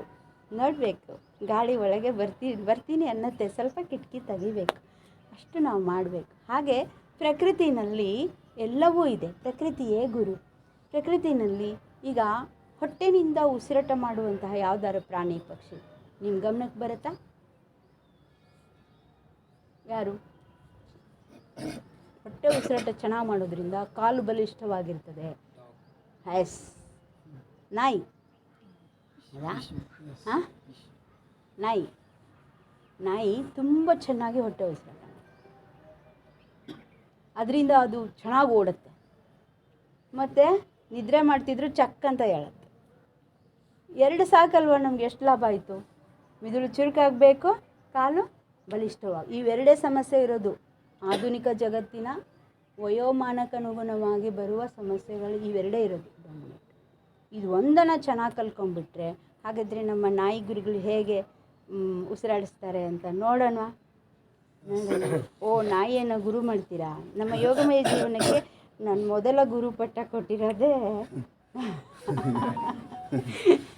ಹಾಗಂತ ನೀವು ನಾಯಿ ಸಾಕಬೇಕಾಗಿಲ್ಲ. ಅದನ್ನು ಪಾಪ ಓಡಾಡ್ಕೊಂಡಿರಲಿ ಸ್ವತಂತ್ರವಾಗಿ. ಅದನ್ನು ಕಟ್ಟಿ ಹಾಕಿ ನೀವು ತೊಡೆ ಮೇಲೆ ಇಟ್ಕೊಳ್ಳಿ, ಅಥವಾ ಮಗ್ಲಲ್ಲಿ ಕರ್ಕೊಂಡು ಮಲ್ಕೊಳ್ಳಿ, ಅದಲ್ಲ. ಅದು ಸಂಸ್ಕೃತಿ ನಮಗೆ ಬೇಕಿಲ್ಲ. ನೀವು ನೋಡಿ, ಅದಕ್ಕೆ ಸ್ವತಂತ್ರ ಕೊಡಿ, ಓಡಾಡೋಕ್ಕೆ ಸ್ವತಂತ್ರ ಕೊಡಿ. ಅದು ಬಲಿಷ್ಠವಾದ ಕಾಲುಗಳನ್ನ ಪಡೆದಿದೆ ಅಲ್ವಾ? ಸುಮ್ಮನೆ ನಿಮ್ಮನೆ ನಾಯಿ ಆಗಬೇಕಾಗಿಲ್ಲ. ಸುಮ್ಮನೆ ನಾಯಿ, ಯಾವುದೋ ನಾಯಿ ನೀವು ಆಹಾರ ಕೊಟ್ಟರು ಕೂಡ ನಿಮ್ಮನೆ ಕಾವಲು ಮಾಡುತ್ತೆ. ಅದಕ್ಕೆ ಸ್ವಾತಂತ್ರ್ಯ ಕೊಡಿ. ಪಾಠ ಕಲೀರಿ. ಏನು ಪಾಠ? ಹೀಗೆ ಕೂತ್ಕೊಳ್ಳಿ, ಕಾಲುಗಳನ್ನು ಮುಂದೆ ಚಾಚಿ, ಬಲಗಾಲನ್ನು ಮಡಚಿ, ಆಮೇಲೆ ಎಡಗಾಲನ್ನು ಮಡಚಿ ವಜ್ರಾಸನ ಸ್ಥಿತಿಗೆ ಬನ್ನಿ. ನಾಯಿಯ ಹಾಗೆ ಕುಳಿತುಕೊಳ್ಳುವುದು. 2 ಕೈಗಳನ್ನು ಮೊಣಕಾಲು ಪಕ್ಕ. ನಿಮಗೆ ಇದು ಗೊತ್ತಿರುತ್ತೆ, ಆದರೂ ವಿಚಾರ ಮಾತ್ರ ನಾನು ಹೇಳೋ ವಿಚಾರದ ಶೈಲಿನಲ್ಲಿ ಒಂದಿಷ್ಟು ನಿಮಗೆ ಹೊಸತನ ಕಾಣಿಸ್ಬೋದು. ನಾಲ್ಗೆನ ಹೊರಗೆ ಚಾಚಿ ಸೂರ್ಯನ ಕಡೆ ಮುಖ ಮಾಡಿ. ಅದು ಒಂದು ಲಾಭ ಇದೆ. ನಾವು ಮುಖ ಮಾಡೋದ್ರಿಂದ ಒಬ್ರಿಗೊಬ್ರು ಉಸಿರು ತಾಕ್ಬೋದು. ಸೂರ್ಯನ ಕಡೆ ಮುಖ ಮಾಡಿದರೆ ಸೂರ್ಯನ ಕಿರಣಗಳು ನಮಗೆ ತಾಕತ್ತೆ. ಇವಾಗ ನಾಲ್ಗೆನ ಹೊರಗೆ ಚಾಚಿ ವೇಗವಾಗಿ ಉಸಿರನ್ನು ಹೊರಗೆ ಹಾಕಿ. ಮೊದಲು ನಿಧಾನ ಶುರು ಮಾಡಿ, ಆಮೇಲೆ ಬೇಗ ಹೆಚ್ಚಿಸ್ತಾ.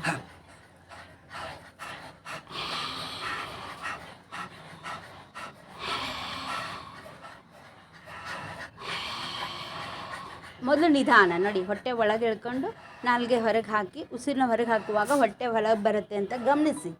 ಹೌದಾ? ನಿಧಾನ ಮಾಡಿದಾಗ ಗೊತ್ತಾಗತ್ತೆ. ಆಮೇಲೆ ಅದನ್ನು ವೇಗ ಹೆಚ್ಚಿಸ್ತಾ ಹೋಗಿ. ಇಲ್ಲಿ ನೋಡಿ,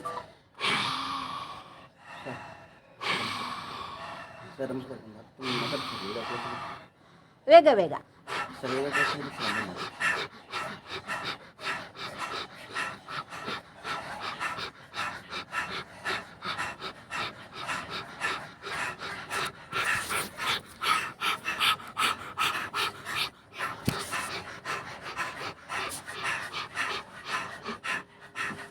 ಆರಾಮಾಗಿ ಕೂತ್ಕೊಳ್ಳಿ. ವಜ್ರಾಸನ ಬಿಟ್ಟು ಆರಾಮಾಗಿ ಕೂತ್ಕೋಬೋದು, ಅಥವಾ ಅದರಲ್ಲೇ ಕೂತ್ಕೊಳ್ಳೋಕೆ ಸಾಧ್ಯ ಆದರೆ ಕೂತ್ಕೊಳ್ಳಿ. ಇವಾಗ ಸ್ಪರ್ಶದ ಮೂಲಕ ಗಮನಿಸಿ. ನಾನು ವಿಶ್ವ ಪ್ರಾಣಶಕ್ತಿಯನ್ನು ಈ ಕೈನಲ್ಲಿ ತಗೊಳ್ತಾ ಇದ್ದೀನಿ ಅಂದ್ಕೊಂಡು ಹೀಗೆ ಹೊಕ್ಕಳ ಕೆಳಗೆ ನಿಮ್ಮ ಕೈನ ಇಟ್ಕೊಳ್ಳಿ. ಇದು ಪಿರಮಿಡ್ ಇಫೆಕ್ಟ್ ಕೊಡುತ್ತಲ್ವ ಕೈ. ಹೀಗೆ ಇಟ್ಕೊಂಡು ಈಗ ಗಮನಿಸಿ. ಉಸಿರು ಬಿಡುವಾಗ ಹೊಟ್ಟೆನ ಮೃದುವಾಗಿ ಒಳಗೆ ಒತ್ಕೊಳ್ಳಿ.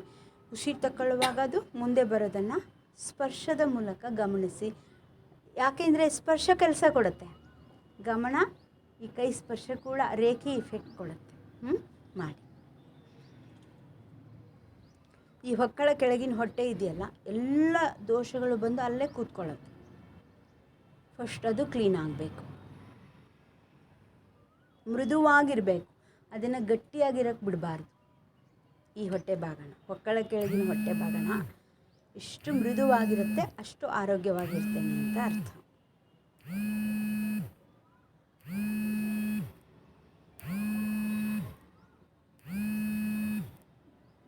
ಆಮೇಲೆ 2 ಕೈಗಳಿಂದ ಹೀಗೆ ಬೊಕ್ಸೆ ಮಾಡಿ ವಿಶ್ವ ಪ್ರಾಣಶಕ್ತಿ ಅಂದರೆ ಇದೇನೆ, ಇದಕ್ಕೆ ವಿಶ್ವ ಪ್ರಾಣ ಅಂತಾರೆ.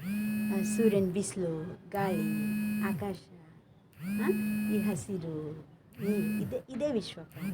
ಈ ವಿಶ್ವ ಪ್ರಾಣಶಕ್ತಿಯನ್ನು ನಾನು ಈ ಪಕ್ಕೆಲುಬಿನ ಅಂಚು, ಈ ಕೊನೆಗೆ ಕೈಗಳು ಹೀಗೆ ಕೆಳಮುಖವಾಗಿರಿಸ್ಕೊಂಡು ಉಸಿರನ್ನ ಬಿಡುವಾಗ ಮೃದುವಾಗಿ ಒಳಗೆ ಒತ್ತಿ, ಉಸಿರು ತಗೊಳ್ಳುವಾಗ ಅದು ತನ್ನಷ್ಟಾನೆ ಮುಂದೆ ಬರೋದನ್ನು ಗಮನಿಸ್ಕೊಳ್ಳಿ.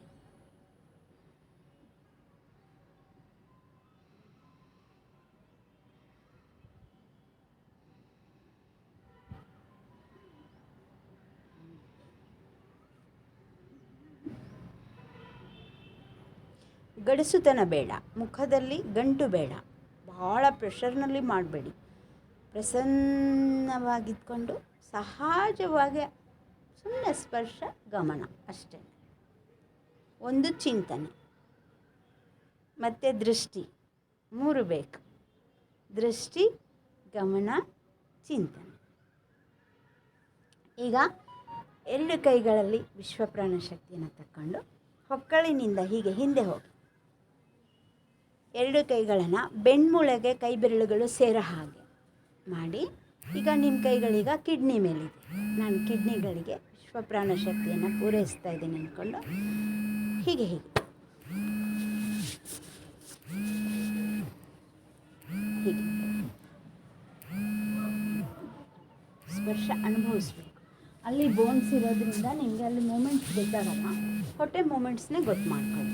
ಉಸಿರು ಬಿಡುವಾಗ ಹೊಟ್ಟೆ ಸ್ನಾಯುಗಳು ಒಳಗೆ ಚಲಿಸೋ ಹಾಗೆ, ಉಸಿರು ತಗೊಳ್ಳುವಾಗ ಹೊಟ್ಟೆ ಸ್ನಾಯುಗಳು ಮುಂದಕ್ಕೆ ಬರೋ ಹಾಗೆ ಗಮನಿಸ್ತಾ ಕಿಡ್ನಿಗಳಿಗೆ ಆರೈಕೆ ಮಾಡ್ಕೊಳ್ತಾ ಇದ್ದೀರಾ, ಥ್ಯಾಂಕ್ಸ್ ಹೇಳ್ತಾ ಇದ್ದೀರಾ.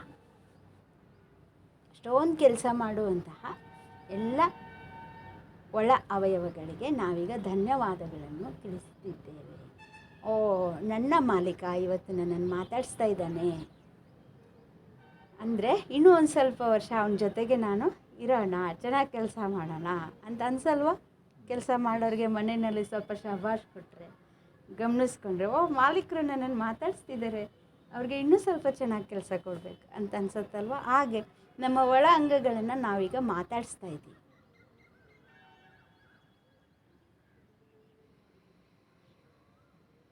ಪ್ರೀತಿಯಿಂದ ನಮ್ಮನ್ನು ನಾವು ಪ್ರೀತಿಸಿಕೊಳ್ಳೋದು. ಪ್ರೀತಿ ಮಾಡೋಕ್ಕೆ ಎಷ್ಟಿದೆ ನೋಡಿ, ಕೋಟಿ ಕೋಟಿ ಜೀವಕೋಶಗಳಿದ್ದಾವೆ ಪ್ರೀತಿ ಮಾಡೋಕ್ಕೆ ಅಲ್ವಾ?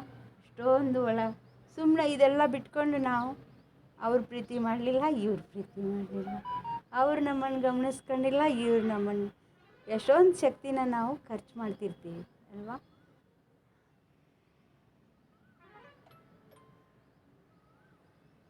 ಎಲ್ಲರಿಗೂ ಪ್ರೀತಿ ಬೇಕು. ಹೊಟ್ಟೆ ಹಸಿವೆ ಹೇಗೋ ಹಾಗೆ ಎದೆಯ ಹಸಿವೆಗೆ ಪ್ರೀತಿ ಅಂತ ಕರೀತಾರೆ. ಅದನ್ನು ನಾವು ಈ ಥರ ಚಾನಲೈಸ್ ಮಾಡ್ಕೊಳ್ಳೋಣ ಯೋಗದಲ್ಲಿ. ಸರಿ, ಎಲ್ಲರೂ ಕೂತ್ಕೊಳ್ಳಿ. ಈಗ ಸೆಲ್ಫ್ ಟೆಸ್ಟಿಂಗ್. ಈಗ ಎಲ್ಲರೂ ಪಾಸ್ ಆಗಲೇಬೇಕು, ಇಲ್ಲ ಅಂದರೆ ಯೋಗ ಮುಂದುವರಿಯಲ್ಲ, ನಮ್ಮದು ಯೋಗ ಪಾಠ ಮುಂದುವರಿಯಲ್ಲ. ನೇರವಾಗಿ ಕೂತ್ಕೊಳ್ಳಿ. ಇವಾಗ ಗಮನಿಸ್ಕೊಳ್ಳಿ,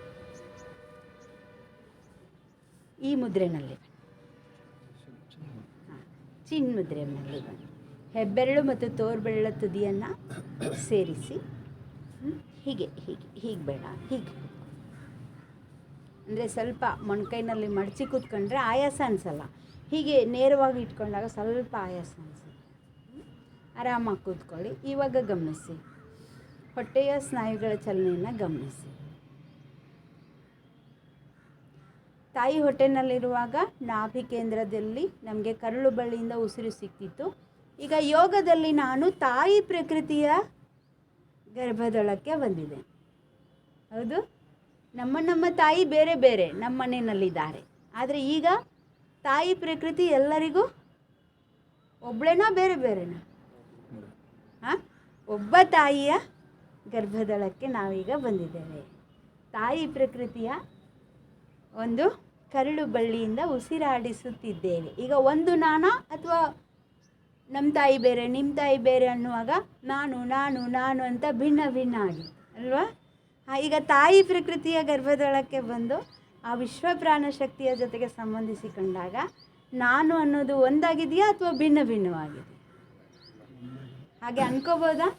ಸ್ವಲ್ಪ ಭಾವಿಸಿಕೊಳ್ಳಿ, ಅನುಭವಿಸಿಕೊಳ್ಳಿ ನಿಮಗೆ ನೀವೇ. ಹಾಗೆ ಯಾಕೆಂದರೆ ನಾಭಿಯಿಂದಲೇ ನಾವು ನಾನು ಅನ್ನೋದು ಲಿಂಕ್ ಆಗೋದು ನಾಭಿಯಿಂದಲೇ. ನಾನು ಅನ್ನೋದು ಹೇಗೆ ತಾಯಿಯ ಕರುಳು ಬಳ್ಳಿಯ ತಾಯಿಯ ಜೊತೆಗೆ ಹೇಗೆ ಲಿಂಕ್ ಆಗಿರುತ್ತೋ ಹಾಗೆ ತಾಯಿಯ ಕರುಳು ಬಳ್ಳಿ ಕಟ್ ಮಾಡಿದ ತಕ್ಷಣ ಆ ನಾನು ಅನ್ನೋದು ಅಮ್ಮನ ಜೊತೆ, ಅಪ್ಪನ ಜೊತೆ, ಅಣ್ಣನ ಜೊತೆ, ಅಕ್ಕನ ಜೊತೆ, ಮಿತ್ರರ ಜೊತೆ, ಶತ್ರುಗಳ ಜೊತೆ, ಬೇಡವಾದ ವಸ್ತುಗಳ ಜೊತೆ, ಬೇಕಾದ ವಸ್ತುಗಳ ಜೊತೆ ಒಂದೇ ಸಮಯ ಲಿಂಕ್ ಆಗ್ತಾನೆ ಇರುತ್ತೆ. ನಾನು ಅನ್ನೋದು ಲಿಂಕ್ ಆಗದೇ ನೀವೇನು ಕೆಲಸ ಮಾಡೋಕ್ಕಾಗಲ್ಲ, ಏನು ಕೆಲಸ ನೋಡೋಕ್ಕಾಗಲ್ಲ, ಕೇಳೋಕ್ಕಾಗಲ್ಲ, ಮಾತಾಡೋಕ್ಕಾಗಲ್ಲ, ರುಚಿಸೋಕ್ಕಾಗಲ್ಲ, ಮುಟ್ಟೋಕ್ಕಾಗಲ್ಲ, ಆ ನಾನು ಅನ್ನೋದು ನಾಭಿಯಿಂದ ಲಿಂಕ್ ಆಗ್ತಾನೆ ಇರುತ್ತೆ. ಆ ಲಿಂಕ್ ಆದಾಗಲೇ ನೀವು ಇಲ್ಲಿ ಏನಾದ್ರು ಚಲನವಲನಗಳಾಗೋದು. ಉಸಿರಾಟ ಕೂಡ ಆ ನಾನು ಅನ್ನೋದು ಲಿಂಕ್ ಆದಾಗಲೇ, ನಾಭಿಯಿಂದ ಲಿಂಕ್ ಆದಾಗಲೇ ಉಸಿರಾಟ ಕ್ರಿಯೆ ಕೂಡ ನಡೀತಾ ಇರುತ್ತೆ. ಗೊತ್ತಾಯ್ತಾ? ಅಷ್ಟು ಶಕ್ತಿ ಎಷ್ಟು ವ್ಯಯ ಆಗ್ತಾಯಿದೆ ನೋಡಿ, ಆಚೆ ಈಚೆ ಈಚೆ ಈಚೆ ಎಲ್ಲ ಕಡೆಗೂ. ಇದನ್ನೇ ಮುಖ್ಯ ಅಟ್ಯಾಚ್ಮೆಂಟ್ ಅಂತ ಕರೆಯೋದು. ಈಗ ಡಿಟ್ಯಾಚ್ಮೆಂಟ್ನ ಹೇಗೆ ಪ್ರಾಕ್ಟೀಸ್ ಮಾಡೋದು? ತಾಯಿ ಪ್ರಕೃತಿಯ ಗರ್ಭದೊಳಗೆ ನಾನು ವಿಶ್ವ ಪ್ರಾಣದ ಕರುಳು ಬಳ್ಳಿಯೊಂದಿಗೆ ಸಂಬಂಧಿಸಿಕೊಂಡಿದ್ದೇನೆ. ಆ ಒಂದು ನಾನು ಅನ್ನೋದೀಗ ವೈವಿಧ್ಯಮಯವಾಗಿಲ್ಲ, ಏಕತೆಯ ನಾನುವಿನಲ್ಲಿ ನಾನು ಬಂದು ಐಕ್ಯವಾಗ್ತೀನಲ್ಲ, ಇದನ್ನೇ ಟೋಟಲ್ ಡಿಟ್ಯಾಚ್ಮೆಂಟ್. ಅಟ್ಯಾಚ್ಮೆಂಟ್ನಲ್ಲೂ ಕೂಡ ಟೋಟಲ್ ಡಿಟ್ಯಾಚ್ಮೆಂಟ್. ಹೌದಾ? ಎಲ್ಲರ ಜೊತೆಗೆ ವ್ಯವಹಾರ ಮಾಡುವಾಗಲೂ ನಾನು ನನ್ನೊಂದಿಗೆ ಸಂಬಂಧಿಸಿಕೊಂಡಿರುತ್ತೇನೆ. ಈಗ ಪ್ರಾಕ್ಟಿಕಲ್ ಆಗಿ ಅದನ್ನು doing, non doing, non doing in doing. ಹಾಗೆ ನಾನು ಇದ್ದೇನೆ, ನಾನು ಇಲ್ಲ, ನಾನು ಇಲ್ಲದಂತಿರುವಾಗ ನಾನು ಇದ್ದೇನೆ. ನಾನು ಅನ್ನೋದು ಈಗ ಎಲ್ಲೂ ಇಲ್ಲ, ಅಲ್ಲೂ ಇಲ್ಲ, ಇಲ್ಲೂ ಇಲ್ಲ, ಎಲ್ಲೂ ಇಲ್ಲ. ಹೌದಾ? ನಾನು ಇಲ್ಲದಿರುವಾಗ ಇರುವ ನಾನು.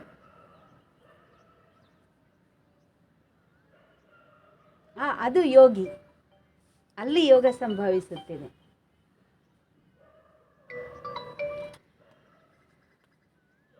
ಈಗ ಎಲ್ರಿಗೂ ಸಾಧ್ಯ ಆಯಿತಾ? ಕಾಮನ್ ಎಂಟ್ರೆನ್ಸ್ ಟೆಸ್ಟಲ್ಲಿ ಎಲ್ಲರೂ ಪಾಸ್ ಆದ್ರಾ? ಯೋಗ ಸಾಮ್ರಾಜ್ಯದಲ್ಲಿ ಎಲ್ಲರೂ ಪ್ರವೇಶ ಮಾಡಿದ್ವಾ? ಸರಿ, ಬನ್ನಿ. ಇವಾಗ ಇನ್ನೊಂದು ಸಣ್ಣ ಪರೀಕ್ಷೆ. ಈ ಕೈಗಳನ್ನು ಹೀಗೆ ಬೊಕ್ಸೆ ಮಾಡಿ, ತುಂಬ ಪ್ರಚಲಿತವಾದದ್ದಿದು ಪ್ರಭಾತೆ ಕರದರ್ಶನಂ ಅಂತ. ಮಕ್ಕಳಿಗೆಲ್ಲ ನೀವು ಹೇಳ್ಕೊಡ್ತಿರ್ತೀರಿ ಶಿಬಿರದಲ್ಲಿ. ಎದ್ದ ತಕ್ಷಣ ನಮ್ಮ ಕೈಗಳ ದರ್ಶನ ಮಾಡ್ಕೋಬೇಕು ಅಂತ. ಅದು ಏನು, ಅದರ ಹಿಂದಿನ ವಿಜ್ಞಾನ ಏನು, ಅದು ಯೋಗ ಹೇಗೆ ಅಂತ ಒಂದು ಸ್ವಲ್ಪ ನೋಡಿ. ತುಂಬ ಉಪಯೋಗ ಆಗುತ್ತೆ. ಇದು ಭಾಳ ಸಿಂಪಲ್ ಆಗಿ ಅನಿಸುತ್ತೆ, ಆದರೆ ತುಂಬ ಪ್ರಯೋಜನಕಾರಿಯಾದ ಕೆಲವು ವಿಷಯಗಳನ್ನ ನಾನು ಹೇಳ್ತಾ ಇದ್ದೇನೆ. ಈ ಕಿರುಬೆರಳಿನ ಕೆಳಗೆ ಈ ಗೆರೆ ಇದೆಯಲ್ಲ, ಇದಕ್ಕೆ ಯಾವ ಗೆರೆ ಅಂತ ಕರಿತೀರಿ? ಲೈಫ್ ಲೈನ, ಆಯುಷ್ಯ ರೇಖೆನ.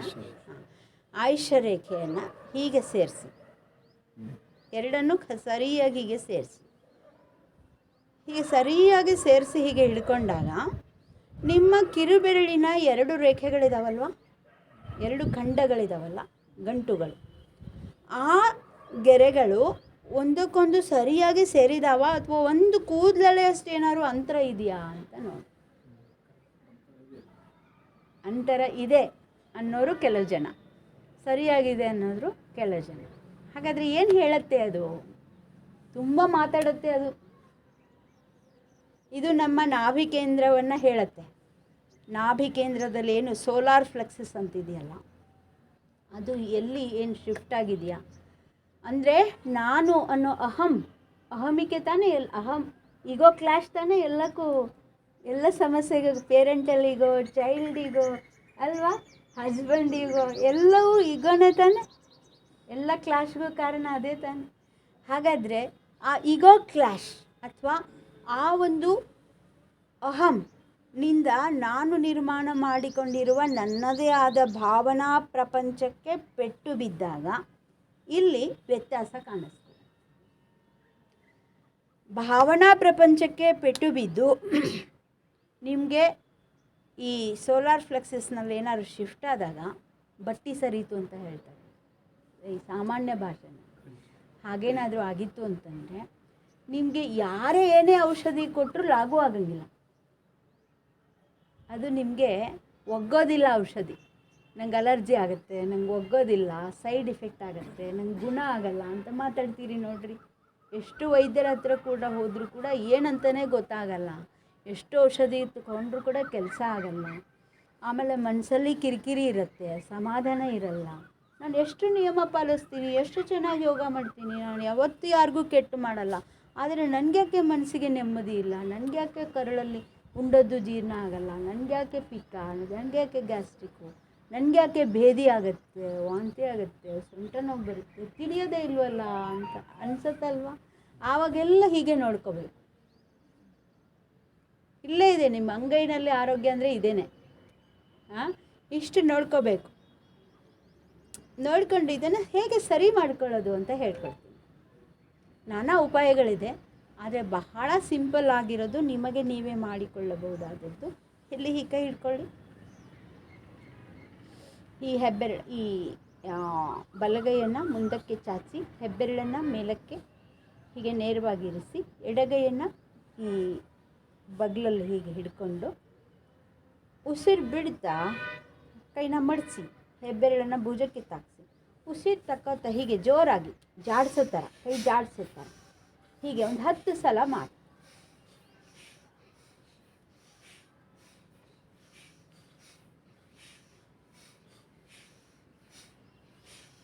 ಮಾಡ್ತಾ ಮಾಡ್ತಾ ಸ್ವಲ್ಪ ವೇಗ ಹೆಚ್ಚಿಸಿ, 10 ಸತಿ ವೇಗವಾಗಿ ಮಾಡಿ. ಉಸಿರಿನ ಜೊತೆಗೆ ಉಸಿರಿನ ವೇಗ ಹೆಚ್ಚಿಸಬೇಕು, ಕೈ ಚಲನೆಯ ವೇಗವನ್ನು ಹೆಚ್ಚಿಸಬೇಕು. ಅದೇ ಥರ ಎಡಗೈಯನ್ನು ನೇರವಾಗಿರಿಸಿ ಬಲಗೈಯನ್ನು ಬಗಲಲ್ಲಿ ಹೀಗೆ ಸಪೋರ್ಟ್ ಮಾಡಿಬಿಟ್ಟು ಹೆಬ್ಬೆರಳನ್ನು ನೇರವಾಗಿರಿಸಿ ಮೊದಲು ನಿಧಾನ ಮಾಡಿ ಉಸಿರು ಬಿಡಿ, ಉಸಿರು ತಗೊಳ್ಳಿ.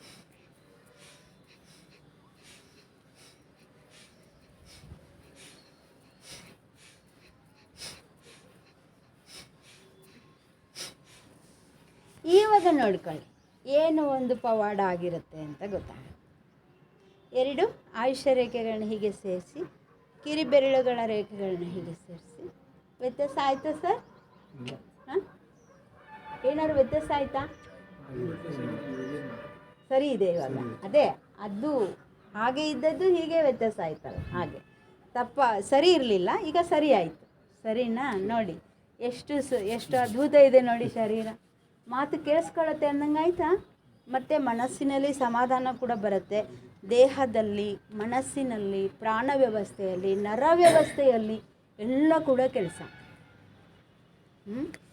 ಹೀಗೆ ನಮ್ಮ ದೇಹ ಇಷ್ಟು ಸಣ್ಣ ಅಂದರೆ ಸುಮ್ಮನೆ ನಮಸ್ಕಾರ ಮಾಡ್ತಿದ್ವಿ, ಈಗ ಸ್ವಲ್ಪ ಶರಣ ಮುದ್ರೆಯ ಮಹತ್ವ ತಿಳ್ಕೊಂಡ್ವಿ.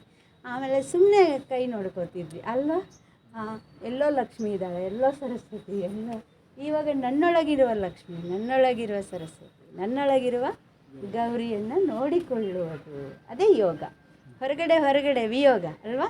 ನನ್ನ ಒಳಗಡೆ ಎಲ್ಲವನ್ನೂ ಒಳಗಡೆ ಮಾಡಿಕೊಳ್ಳುವುದು, ಅದೇ ಯೋಗ. ಇದ್ರ ಜೊತೆಗೆ ನಮನಶೀಲತೆ ಯೋಗ ಸಾಮ್ರಾಜ್ಯದ ಮಹಾದ್ವಾರ ಅಂತ ಅನ್ನೋದಕ್ಕೆ ನಾನೀಗ ಇರೋ ಸಮಯದಲ್ಲೇ ಮುಗಿಸ್ತೇನೆ. ನಾಳೆ ಒಂದು ಪಕ್ಷವನ್ನು ಈಗ ಇದೇ ಥರ ಹೊಟ್ಟೆ ಉಸಿರಾಟ ಹೇಗೆ ಕಲ್ಕೊಂಡು ಹಾಗೆ ನಾಳೆ ನಿಮಗೆ ಎದೆ ಉಸಿರಾಟ ಮತ್ತು ಒಂದಿನ ಭುಜ ಉಸಿರಾಟ ಹೇಳ್ಕೊಡ್ತೇನೆ. ಈಗ ನಮನಶೀಲತೆ ಪಾಠನ ಹೇಳ್ಕೊಡ್ತೇನೆ. ಎರಡು ಕೈಗಳನ್ನು ಮೇಲಕ್ಕೆತ್ತಿ ದೀರ್ಘವಾಗಿ ಉಸಿರಾಟ ಮಾಡಿ.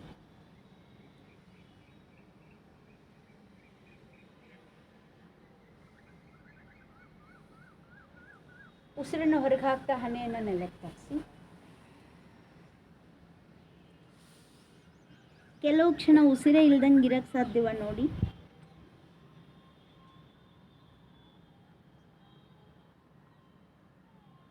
ಇದು ಸೆಕೆಂಡ್ ಎಂಟ್ರೆನ್ಸ್ ಟೆಸ್ಟ್ ಇದ್ದಂಗೆ. ನಾಳೆ ಹೇಳ್ತೀನಿ ನಿಮಗೆ ಇದ್ರ ಬಗ್ಗೆ ವಿವರವಾಗಿ. ಉಸಿರು ತಗೊಳ್ತಾ ಮೇಲೆ ಈಗ ಉಸಿರಿನೊಂದಿಗೆ ಮನಸ್ಸಿನ ಕಲ್ಪನೆಗಳನ್ನೆಲ್ಲ ಹೊರಗೆ ಹಾಕಿ.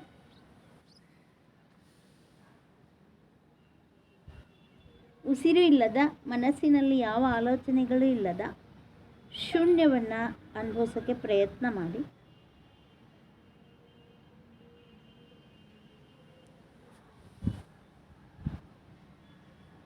ಉಸಿರು ತೆಗೆದುಕೊಳ್ತಾ ಮೇಲೇಳಿ. ಇನ್ನೊಂದು ಬಾರಿ ಉಸಿರಿನೊಂದಿಗೆ ಮನಸ್ಸಿನ ಕಲ್ಪನೆಗಳನ್ನೆಲ್ಲ ಹೊರ ಹಾಕುತ್ತಾ, ಉಸಿರು ಇಲ್ಲದ, ವಿಚಾರವೂ ಇಲ್ಲದ ಶೂನ್ಯದಲ್ಲಿ ನಿಮ್ಮದೇ ಆದ ಉನ್ನತಾತ್ಮ, ಅದು ಇಷ್ಟ ದೈವವಾಗಿರಬಹುದು, ಇಷ್ಟ ಗುರುವಾಗಿರಬಹುದು, ಆ ಉನ್ನತಾತ್ಮದೊಂದಿಗೆ ಸಂಬಂಧಿಸಿಕೊಳ್ಳಿ. ಉನ್ನತಾತ್ಮಕ್ಕಾಗಿ ಪ್ರಾರ್ಥಿಸಿ. ಅದರರ್ಥ ಏನಾದ್ರು ಕೇಳೋದು ಅಂತಲ್ಲ, ನೀನು ನನ್ನೊಂದಿಗಿರು, ಇದೊಂದೇ ಪ್ರಾರ್ಥನೆ. ಉನ್ನತಾತ್ಮವನ್ನು ಸಂಬಂಧಿಸಿಕೊಂಡು ಉಸಿರು ತೆಗೆದುಕೊಳ್ಳುತ್ತ ಮೇಲೆ ಹೇಳಿ. ಎರಡು ಕೈಗಳನ್ನ ಎದೆ ಹತ್ತಿರ ತಕೊಂಡು ಬನ್ನಿ. ಶರಣು ಮುದ್ರೆಗೆ ಬನ್ನಿ. ಪ್ರಾರ್ಥನೆ. ಉನ್ನತಾತ್ಮವು ನನ್ನೊಳಗಿರುವ ಅನಂತ ಚೇತನದೊಂದಿಗೆ ಸಂಬಂಧ ಮಾಡಿಕೊಡ್ಬೇಕು. ಅದು ಉದ್ದೇಶ, ಅದು ಯೋಗ. ಮೊದಲು ಉನ್ನತಾತ್ಮವನ್ನು ಆಹ್ವಾನಿಸಬೇಕು, ಪ್ರಾರ್ಥಿಸಬೇಕು, ಉನ್ನತಾತ್ಮಕ್ಕೋಸ್ಕರ ಪ್ರಾರ್ಥಿಸಬೇಕು. ಆಮೇಲೆ ಉನ್ನತಾತ್ಮವು ನನ್ನೊಳಗಿರುವ ಅನಂತ ಚೇತನ ಶಕ್ತಿಯೊಂದಿಗೆ ಸಂಬಂಧಿಸಿಕೊಳ್ಳೋದು, ಅದನ್ನು ಯೋಗ ಅಂತ ಕರಿತೀವಿ. ಈಗ ಪ್ರಾರ್ಥಿಸುವುದು. ಓಂ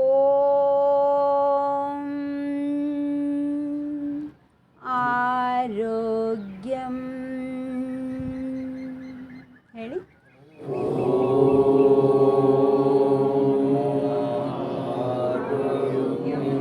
ಓಂ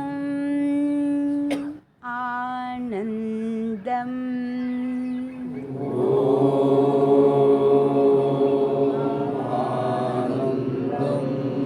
ಓಂ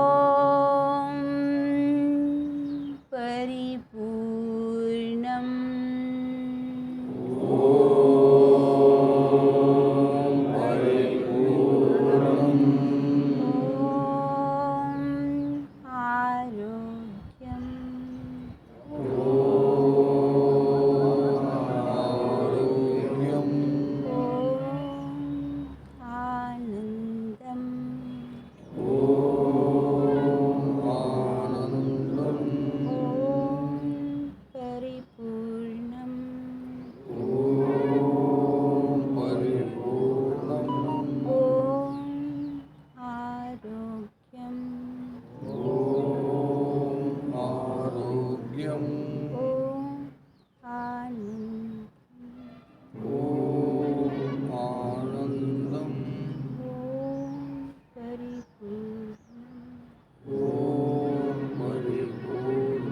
ಇದೇ ಮಾತುಗಳನ್ನು ಮಾನಸಿಕವಾಗಿ ಪುನರಾವರ್ತಿಸಿ.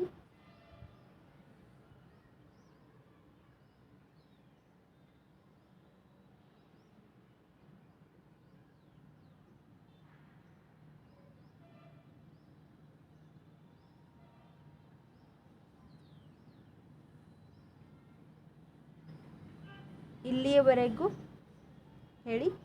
ಇಲ್ಲಿಯವರೆಗೂ ನಾವು ಮಾಡಿದ ಸಾಧನೆ ಚಿಂತನೆ ಬರೀ ನಮಗೋಸ್ಕರ ಅಲ್ಲ, ನಮ್ಮ ಸಂಕಲ್ಪವನ್ನು ನಾವು ಜಗತ್ತಿನ ಎಲ್ಲ ಜೀವರಾಶಿಗಳ ಒಳಿತಿಗಾಗಿ ವಿಲೀನ ಮಾಡುತ್ತಿದ್ದೇವೆ. ಲೋಕಾ ಸಮಸ್ತ ಸುಖಿನೋ ಭವಂತು. ಲೋಕಾ ಸಮಸ್ತ ಸುಖಿನೋ ಭವಂತು. ಲೋಕಾ ಸಮಸ್ತ ಸುಖಿನೋ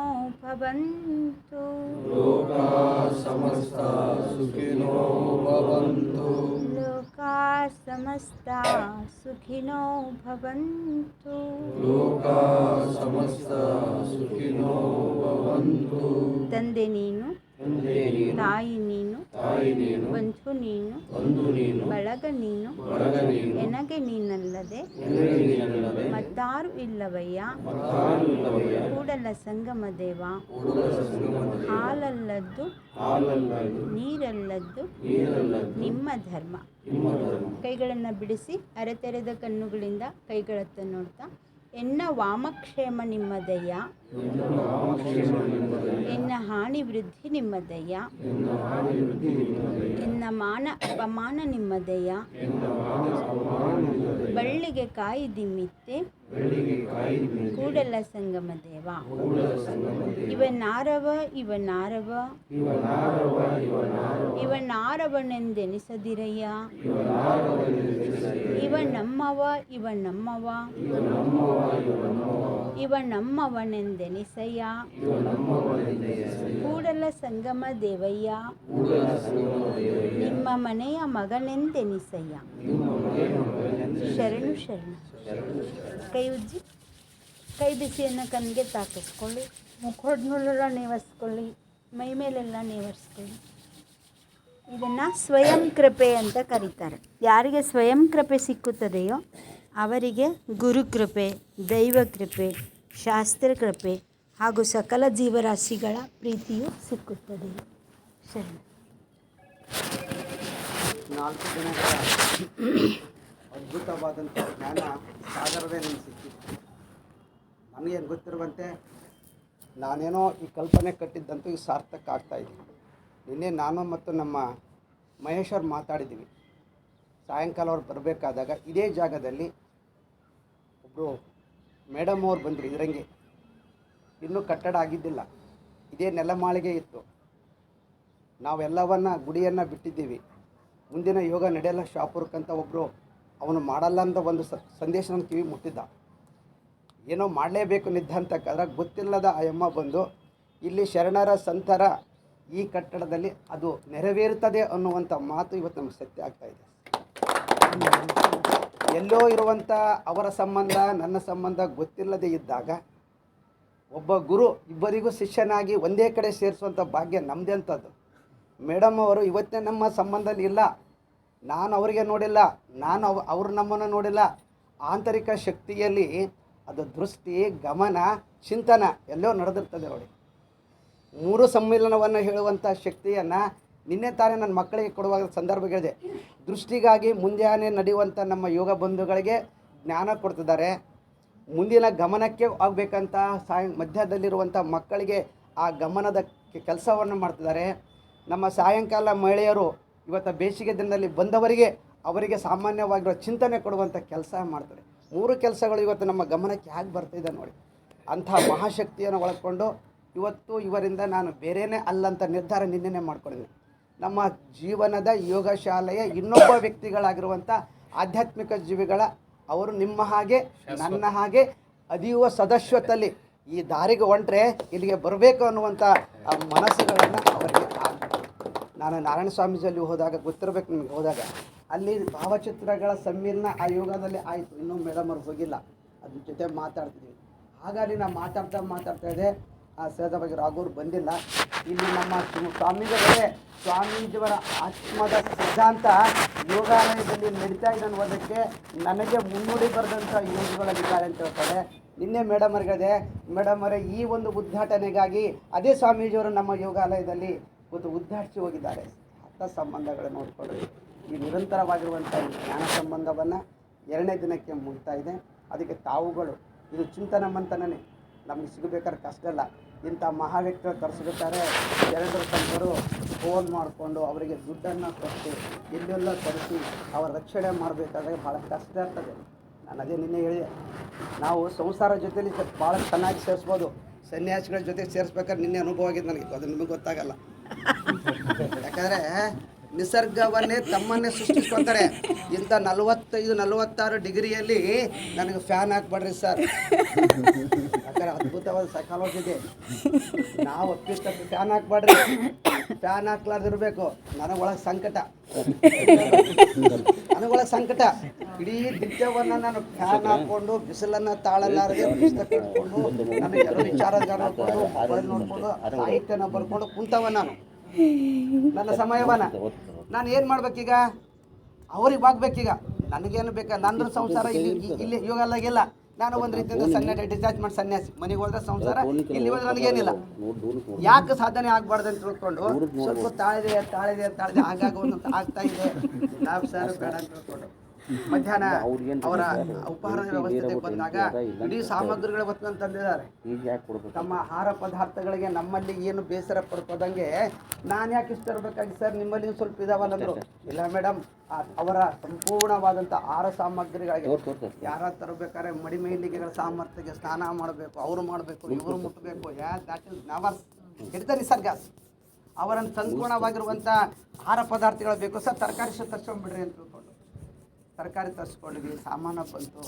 ನಾವು ಅವರು ನೀರು ಇದ್ದಿದ್ದಿಲ್ಲ. ಹೆಂಗೆ ಕತೆ ಕೇಳಬೇಕು, ಬರೇ ಕರ್ಸ್ಕೊಂಡು ಕೂಡ್ಸೋದಲ್ಲ, ನಮ್ಮ ಅನುಭವನ ಸಾಧನೆ ಮಾಡಬೇಕಾದ. ಅದು ಸನ್ಯಾಸಿಗಳ ಜೊತೆಯಲ್ಲಿ ಸಂಸಾರಕ್ಕೆ ನಾವು ಹೆಂಗಾರ ಮಾಡ್ತೀವಿ. ಬಿಸ್ಲೆಟ್ ನೀರು ತೊಗೊಂಬ, ಅಲ್ಲಿ ತೊಗೊಂಬಾರ, ಯಾರ ತೊಗೊಂಬಾರ ಅಂತೀವಿ. ದಟ್ ಇಸ್ ಅವರಿಗೆ 1-2 ಬಾಟ್ಲಿದ್ದು 2 ಬಾಟ್ಲಾಯಿತು. ಅವರು ಕುಡಿದ್ರು, ಅವರೆಲ್ಲರೂ ಮಾಡಿದ್ರು. ಅವ್ರದನ್ನು ಒಳ್ಳೆಯವಾಗಿರುವಂಥ ಸಾತ್ವಿಕ ಅಯ್ಯರ್ ತಯಾರು ಮಾಡಿದ್ರು. ಅವರು ಕೊಟ್ಟಿಗೆಸಿಂದ ತೆಲ್ಲವನ್ನು ತಿಂದು ನಾನಂತೂ ಹೋಗಂಗಿಲ್ಲ ಈಗ. ಯಾಕಂತಾರೆ ಇಲ್ಲಿ ಅರ್ಪಿತ ಮಾಡ್ಕೊಂಡ್ಬಿಟ್ಟಿನಿ ಅವ್ರ ಜೊತೆಯಲ್ಲಿ. ಮತ್ತು ಫ್ಯಾನ್ ಹಾಕಂಗಿಲ್ಲ. ಆಗ ಅನುಭವ ಬೇಕು. ಯಾಕಂದರೆ ಅರ್ಪಣೆ ಇಲ್ಲದೆ ಯೋಗ ಸಿಗಲ್ಲ. ಯಾಕಂದ್ರೆ ಅವರು ಸಾಗರ, ನಾವೆಲ್ಲಿ ಒಂದು ಕೆರೆಯ ನೀರು. ಅತೀ ಎಲ್ಲೆಲ್ಲ ಜ್ಞಾನವನ್ನು ತಂದು ಇಂಥ ನಮ್ಮ ಸೇರಿಸ್ತಾ ಇದ್ದಾರಲ್ರಿ. ಹಾಗೆ ಏನು ಮಾಡ್ಬೇಕಂತ ತಿಳ್ಕೊಂಡು ಅವರಂದರು, ಸರ್ ಮನೆಗೆ ಊಟಕ್ಕೆ ಹೋಗ್ತಾರೆ ಹೋಗ್ರಿ ಅಂತಂದ್ರು. ನಾ ಮೇಡಮರೇ ನಡೀತದೆ, ನನಗೂ ನಿಮ್ಮ ಜೊತೆಯಲ್ಲಿ ಅಂತಂದೆ. ಆಗ ಊಟ ಮಾಡಿಕೊಂಡು ಏನು ಮಾಡ್ಬೇಕಾದ್ರೆ ಅವರು ತಮ್ಮ ಜ್ಞಾನ, ತಮ್ಮ ಇದು ಫ್ಯಾನ್ ಇಲ್ಲ, ಸ್ವಲ್ಪ ಅಲ್ಲಿ ಕಿಟಕಿಗಳಿದ್ವು. ನನಗೆ ಹೇಳಾರ್ದೆ ಕೇಳಿದೆ ಕಿಟಕಿ ತೆರೆದ್ರು. ಗಾಳಿ ತೊಗೊಂಡ್ರು ಅವ್ರು ಪಾಪ. ತಮ್ಮ ಜಾಗದಾಗ ಕೂತು ಗಾಳಿ ತೊಗೊಂಡ್ರೆ ಕಿಟಕಿಗೆ ಬಂತು. ನಾನೇನು ಮಾಡಿದೆ, ಒಂದೇ ಕಿಟಕಿ ತೆಗೆದು ಬೇಡ ಅಂತ ತಿಳ್ಕೊಂಡು ನಾನು ಮತ್ತು ಅವ್ರಿಗೆ ಸಂಧಾನ ಮಾಡ್ಬೇಕು. ಅವ್ರಿಗೆ ಹೇಳಿಲ್ಲ, ಅವ್ರು ತಮ್ಮ ಪಾಡಿಗೆ ಕೂತ್ಕೊಂಡ್ರು. ನಾನು ಇನ್ನೊಂದು ಕಿಟಕಿ ತೆಗೆದೆ, ಅಲ್ಲಿ ಸಾಮಾನು ತೆಗೆಸಿ ಅವ್ರಿಗೆ ಬರೋಬರಿ ಮಾಡಿಕೊಟ್ಟೆ. ಆದರೂ ತಾಳದಾಗ್ತಿಲ್ಲ ನನಗೆ. ಯಾಕಂದರೆ ನಾನು ನಿತ್ಯವನ್ನು ಬಂದ್ಕೊಂಡು ಕೊನೆಗೆ ಏನು ಮಾಡ್ಬೇಕಂದ್ರೆ ನನಗೆ, ಇಲ್ಲ ಒಂದು ಕೆಲಸ ಮಾಡಿರಿ, ಇಲ್ಲೆಲ್ಲ ಟಾವೆಲ್ಸ್ಗಳಿವೆಲ್ಲ, ಆ ಟಾವೆಲನ್ನು ನೀರಿನೆಲ್ಲ ಹಾಕಿ ದಟ್ ಈಸ್ ಅಲ್ ಬಿ ಹಿಂಡಿ ಅದಕ್ಕೊಂದು ನೀವು ಫ್ರಿಜ್ನಾಗ ಇಡ್ರಿ. ಇದು ನೋಡ್ರಿ ಕತೆ ಹೆಂಗದ, ನಾವು ಗೊತ್ತಿಲ್ಲದ ಕತೆಗಳನ್ನು ಫ್ರಿಜ್ನಾಗ ಯಾರನ್ನ ಇಡ್ತೀವಿ ಅಂದರೆ ಬರೀ ಹಣ್ಣು ತಂಪ ಇಟ್ಟಿದ್ದೀವಿ. ದಟ್ ಬಟ್ಟೆಗಳನ್ನು ಮಿಂಡಿ ಫ್ರಿಜ್ನಾಗ ಇಡ್ರಿ ಅಂದರು. ಯಾಕೆ ಹೇಳ್ತಾರಂದ್ರೆ ಇಡಬೇಕು. ಈಗ ಸದ್ಯಕ್ಕೆ ನನಗೂ ಮತ್ತು ಅಭಿಮಾನ ಮಾಡ್ಬೇಕು. ಆಗಿಟ್ಕೊಂಡ್ಬಿಟ್ಟು ಸ್ವಲ್ಪ ಹೊತ್ತು ನಾನು ಇಟ್ಟು ಕೇಳಿಸಿದೆ ಹೊರಗೆ. ಇಲ್ಲ ನೀವು ಬೇಕಾರಾಗಿ ಗಿಡ ಮರಗಳವರೇ ಅಲ್ಲಿ ಕೂಡ್ರಿ ಅಂದರು. ನಾನು ಚೇರ್ ತೊಗೊಂಡು ಹೋಗಿ ಅನಿವಾರ್ಯವಾಗಿ ಕೂತ್ಕೊಂಡೆ. ಕೂತ್ಕೊಂಡ ತಕ್ಷಣ ಕೂಡ ನಮಗೆ ಹೆಂಗೆ ಬಿಡ್ತದೆ ಶಾಪ್ಟಕ್ಕೆ ಎಲ್ಲವನ್ನ. ಆದರೂ ಕೂಡ ಬಿಸಿಲು ತಾಳಾರ್ದು ಕೊನೆಗೆ ಏನು ಮಾಡ್ಕೊಂಡು ನಾನು ಕಿರಿಕಿರಿ ಬೇಡಪ್ಪ, ಸ್ವಲ್ಪ ರೆಸ್ಟ್ ಮಾಡ್ಬೇಕಂತ ತಿಳ್ಕೊಂಡು ಒಳಗೆ ಬಂದಾಗ ಈ ಫ್ರಿಜ್ಜಿನಿಂದ ಬಟ್ಟೆ ತೆಗೆದುಕೊಂಡು ಅವರೇ ತಂದು ನನ್ನ ತಲೆ ಮೇಲೆ ಮತ್ತು ನನ್ನ ಹೊಟ್ಟೆಯ ಮೇಲೆ ಹಾಕ್ತಾರೆ. ಇದು ಶರಣರ ಸಿದ್ಧಾಂತ. ತಲೆ ತಂಪಿರಬೇಕು, ಹೊಟ್ಟೆ ತಂಪಿರಬೇಕು. ಅದಕ್ಕಾಗಿದ್ದು ಹಾಕ್ಕೊಡ್ರಿ. ಹಾಕ್ಕೊಂಡು ನೀವು ಇಲ್ಲೇನ ಕೊಡ್ರಿ, ಎಲ್ಲೇನ ಕೊಡ್ರಿ, ಫ್ಯಾನ್ ಹಾಕ್ಬಿಡ್ರಿ.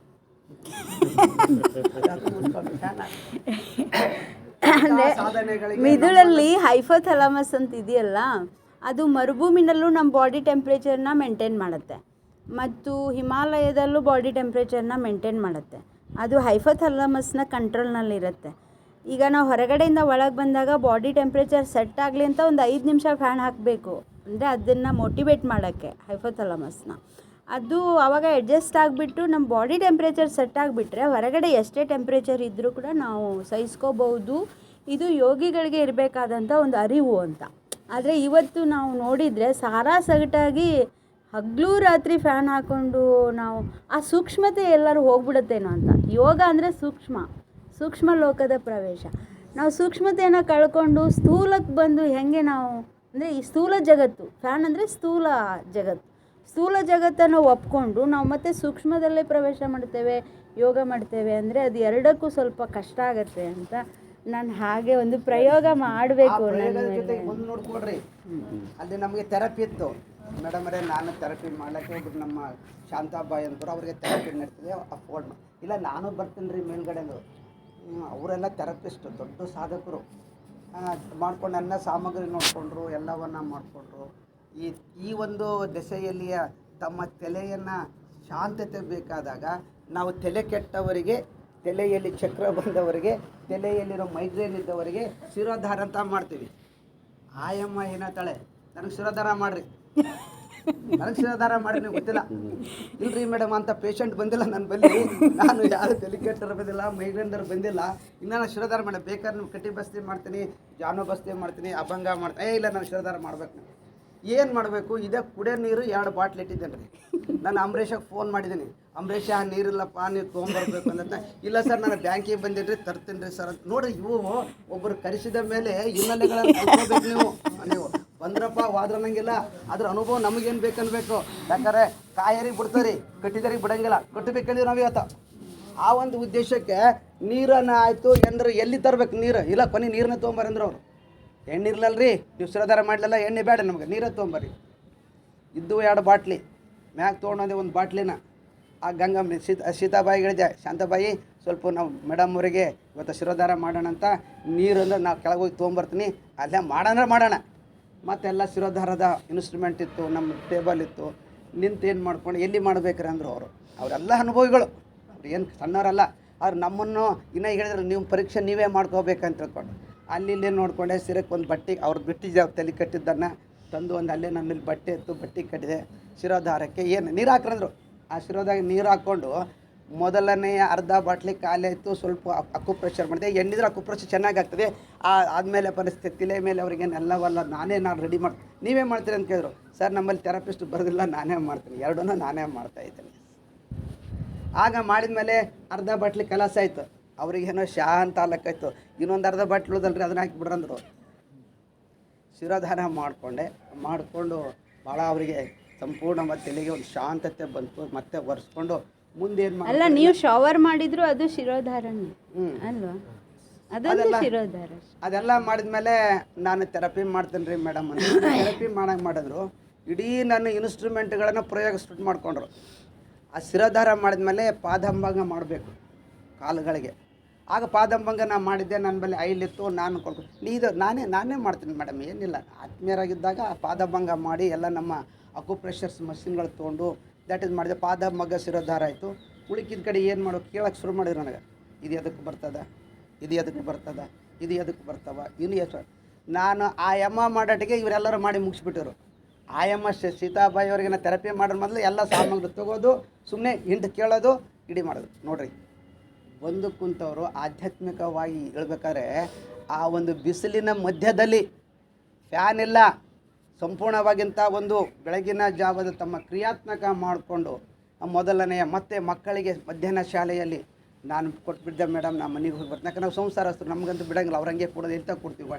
ನಮ್ಮ ಸ್ನಾನ ಬಟ್ಟೆ ನಮ್ಮ ಪಾರಿ ಅವ್ರು ಎಲ್ಲಿದ್ರು ಅಷ್ಟೇ. ಅವ್ರಿಗೆ ನಾನು ಮನೆಗೆ ಹೋಗಿ ಬರ್ತೀನಿ, ಬನ್ನಿ ಹೋಗಿ ಬನ್ನಿರಿ ಅಂತ ಬರಟಿಗೆ ಮಕ್ಕಳಿಗೆ ಪಾಠವನ್ನು ತೊಗೊಂಡು ಅವರಿಗೆ ತಮ್ಮ ಸಲಹೆಯನ್ನು ಕೊಟ್ಟು ಆಧ್ಯಾತ್ಮಿಕದ ವಿಚಾರಧಾರೆ ಹೇಳ್ತಾ ಮಕ್ಕಳ ಕಾರ್ಯಕ್ರಮ ಮುಗಿಯಿತು. ನಮ್ಮ ಸಾಯಂಕಾಲ ಮಹಿಳೆಯರು ಯಾರಿಲ್ಲ ನಮ್ಮಲ್ಲಿ. ನನಗೆ ಹೇಳಿದೆ ಮೇಡಮ್ ಅವರು, ಪಾಪಪ್ಪ ನಮ್ಮ ಭಾಗ್ಯಲಕ್ಷ್ಮಿ ಅವರು ಯಾಗ್ರಿ ಸರ್ ಫ್ರೀ ಇದ್ದಾರೆ, ಅವರು ಥೆರಪಿಗೆ ಬರ್ತಿರು.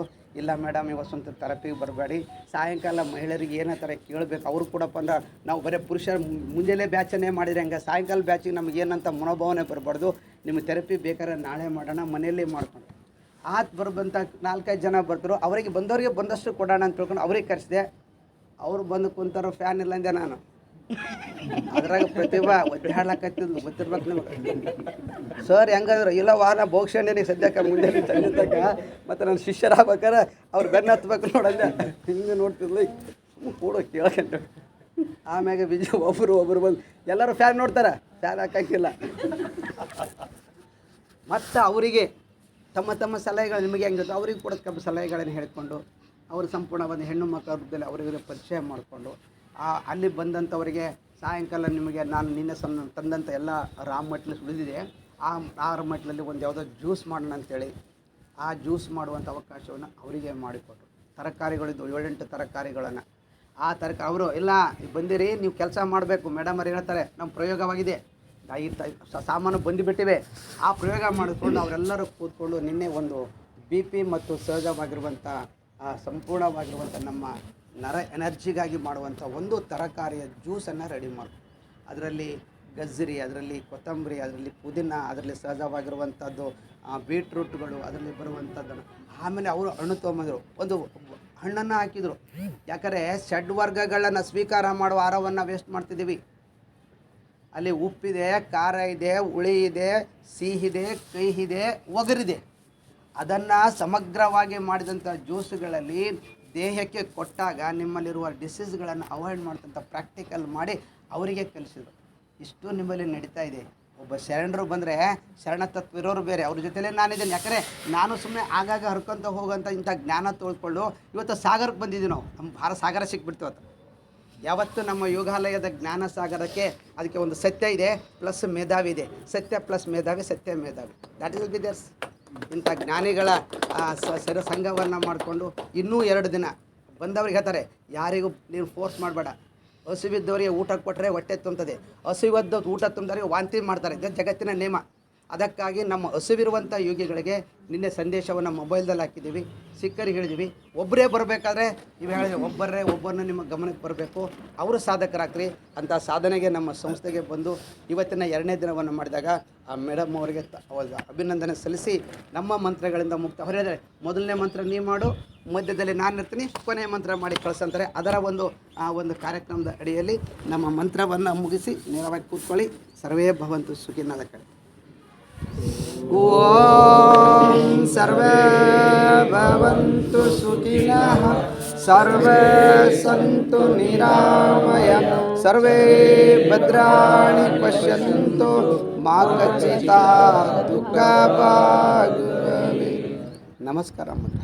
ಓಂ ದಯೋ ಶಾಂತಿ, ಆಂತರಿಕ್ಷ ಶಾಂತಿ, ಪೃಥ್ವಿ ಶಾಂತಿ, आपा शांति, औषधय शांति, वनस्पतिय शांति, विश्वदेवा शांति, ब्रह्मा शांति, सर्वगम शांति, शांतिरेवा शांति, सामा शांति रिधि.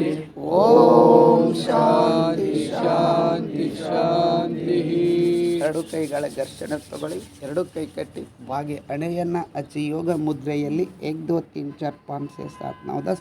ಈ ದಿನಕ್ಕೆ ಧನ್ಯವಾದಗಳು ಹೇಳೋಣ. ಮೇಡಮ್ ಅವರ ಸಾಹಿತ್ಯ, ಅವರ ಕೊಡುವಂಥ ವಿಚಾರಧಾರೆಗಳು ಮತ್ತೆ ನಾಳೆ ನಾವು ಮಾಡೋಂಥ ತಮ್ಮೆಲ್ಲರೂ